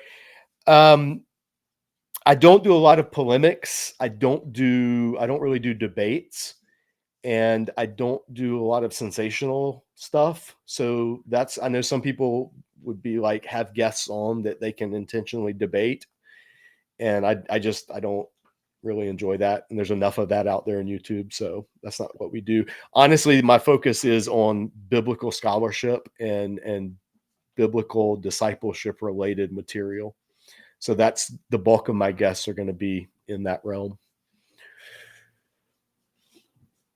Let's do one more. Well, I'll skim the questions while Gregory's collating the entries.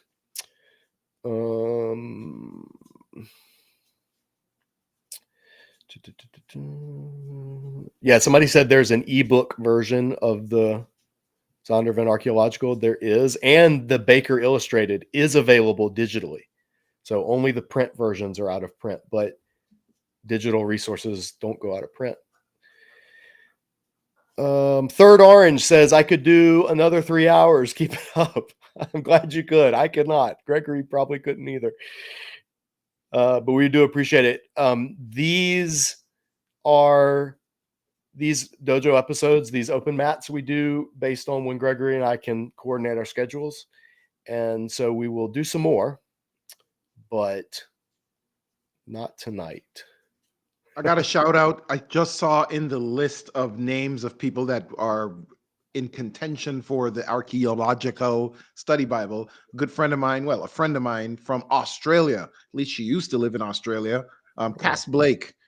Holy cow, you have a very broad audience, JM. Congrats. Welcome. Yeah, and a reminder, guys, and this is the grand prize, but if you do win it and you are international, you have to pay shipping. I can't afford to pay, especially sending this to Australia. You'd probably be better off buying it on eBay.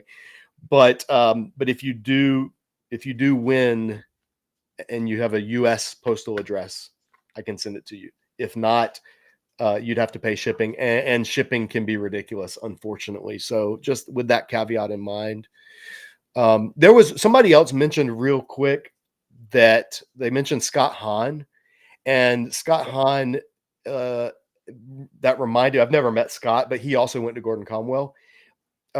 He is a Catholic scholar. He converted to Catholicism. He's the editor of the Ignatius Catholic Study Bible. That is a really good study Bible. I've done 5 episodes on it because it took like 20, it's over 20 years in the making, and it finally came out. And we have a lot of Catholic viewers here at Disciple Dojo, and they asked me to review it. And Matthew Thomas, one of the contributors, reached out to me, and I've had him on the show a couple of times now. He is another scholar whose work I would recommend. He's Catholic and also a convert to Catholicism from Protestantism. But he and I have had some great discussions. I love that dude. He's awesome. And I would recommend the Ignatius Catholic Study Bible. Even though I'm not a Catholic, I'm not going to become a Catholic. I strongly disagree with Catholicism on some things that would keep me from, in good conscience, being able to join the Catholic Church. But I really value a lot of Catholic teaching and scholarship and tradition. So I'm not anti-Catholic. I'm just not a Catholic. But I would recommend that study Bible as well for Catholic viewers in particular. Okay, we ready? Yeah, it's about 10:20. So Ready? Let's do. Okay, guys, this is gonna be the winner of the For all the potatoes Archaeological Study Bible, donated by a very kind viewer, and the winner is Adrian Belgrave. Adrian, to get this, you have to email me, discipledojo@gmail.com. Everybody that won anything tonight, you have to email me to get your prize. Every time we've done an open mat, people have just not emailed me. They've won stuff and have not emailed me, and so stuff's just sitting here. So don't do that. If you want something, email, because you want it over other people. So by not emailing me, not only are you not getting it, but you kept somebody else from getting it, which is not cool. So shoot me an email. I'll be happy to send this to you along with the other Bibles that we've done giveaways for. Guys, thank you so much. These open mats are fun. Gregory your what's it where your production, your role as producer is of inestimable value. Guys, let me plug something that Gregory has done. He has speaking of AI, he has a phenomenal app subscription. He has something he's created called ActiScribe, and ActiScribe it's basically, Gregory, tell them what it is. I need you to explain it to them. I want them I would to do this know very quickly because I don't want anyone to get the impression that it's a quid pro quo or anything like that. No. Gregory didn't know I was going to plug this. We're friends. He's my brother. I'm glad to help. I have a little app. It's called actiscribe.ai. It does, in short, it does transcriptions of meetings of any audible stuff. So it could be a YouTube video, it could be a podcast, it could be you sitting in a Starbucks talking to someone, could be you going to church or going to a class. Put the phone, run the app on your phone, put the phone next to you, click start. When the session, sermon, whatever is done, you click stop, and it breaks it down for you, gives you a full summary of it, gives you all the references that were used. If the person used biblical references, it gives you those listed out. What are the main points? What are stories that the person used? What are, so it just gives you a full transcript and a full summary of it all. Yeah. It's made for in-person meetings. There are versions of these types of apps that do this for Zoom meetings, and mine does not do that. Mine is for if you have people speaking to you face-to-face, person-to-person type conversations. Could also be a room full of people, a board meeting or whatever have you. Find me online if you want it. I don't want to make this a commercial for that. This has been a metric crap ton of fun.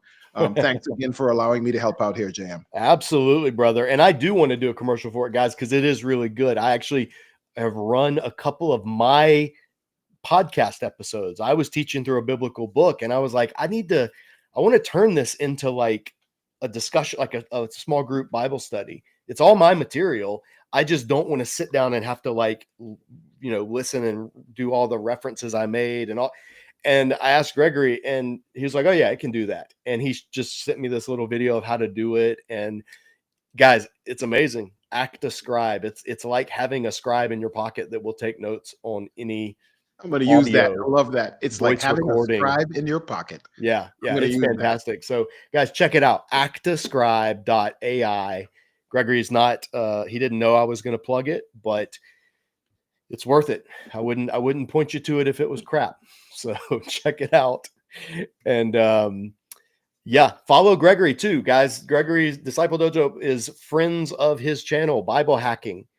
And from the very beginning, when I was first setting this channel up, Gregory was one of the guys I emailed and said, hey man, I got questions about, everything from the switcher I'm using right now to camera to streaming, all that stuff. So Gregory is a fellow, he's a brother in arms here in Disciple Dojo. Sure. So I appreciate it. One more plug. You may notice I'm wearing Disciple Dojo t-shirt. This is one of the new designs we have in the store. This is our Keep Training design. And so you can see it's an actual samurai woodcut from way back. And then there's some Hebrew text behind it. So this and some of the other shirts you see me wear are available. Even the koozie that I was drinking out of tonight is one of our designs. We have a lot of stuff over in the store. It's linked in all of our YouTube videos, Zazzle.com/Disciple Dojo. We don't make a lot of money. I make just enough money to basically get my own copy, like my own shirt, so I don't have to pay money for it. But it's a way of just showing a little bit of support and getting some cool Disciple Dojo gear. The last thing that I will mention, and this really is important to my board, is Disciple Dojo. We are a teaching ministry. Our revenue does not come from YouTube. We get a little bit from YouTube every month, thankfully, and that's increased as we've grown, but it's a fraction of what it costs to run this ministry. That's everything from our outreach, where I teach jiu-jitsu to refugee and immigrant kids here in Charlotte. That's called Refugee Jitsu. This is actually our Refugee Jitsu logo, the samurai, and this is one of the outreaches that we offer. It's a free self-defense anti-bullying class. That's one outreach. The other one we do is, I'm not married. I don't have a family. I have a dog who's wandering around the kitchen. That's it here in Charlotte. I started a community through Disciple Dojo on Facebook. It's a Facebook group called the Grown-Ups Table. And the Grown-Ups Table is for anybody who's tired of being sat at the kids' table at Thanksgiving because you're not married. Basically, that's where the name came from. It is a group for unmarried Christians, widowed, divorced, never been married.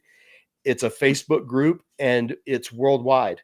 We have members, literally, we have members in Tokyo, we have members in Australia, we have members in Europe, but most of obviously the bulk is North America, but we have gatherings. We just did a ski trip in West Virginia a couple of weeks ago.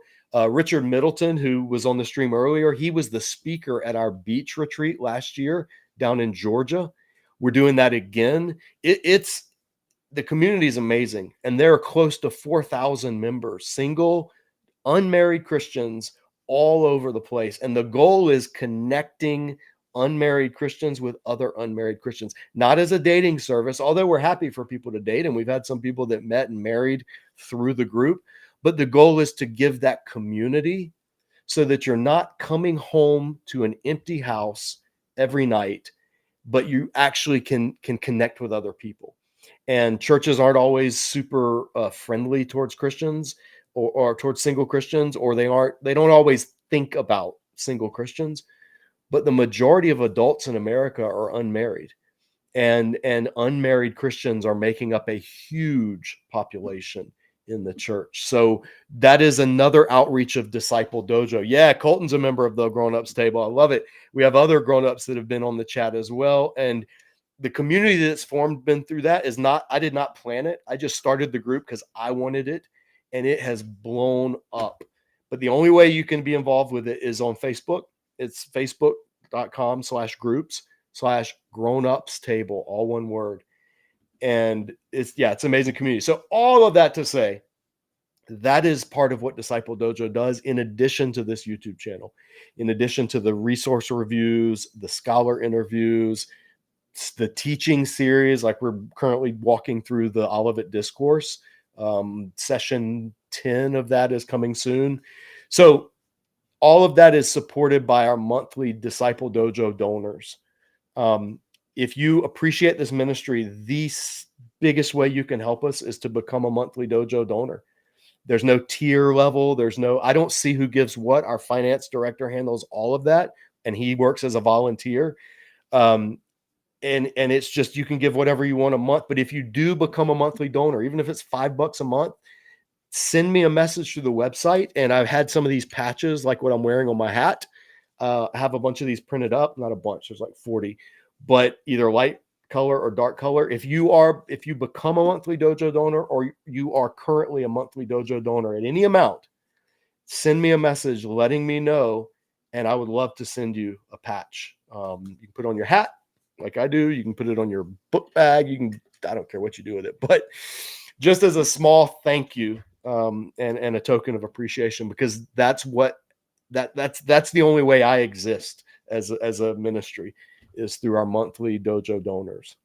So yeah, if you can spare a few bucks a month, that'd be incredible. Somebody said I should put on super chats on YouTube, and so people can tip, and YouTube is making it so that creators can earn money. And people have asked, well, why don't you do a partnership with Logos or with one of these publishers, and every sale you get a percentage.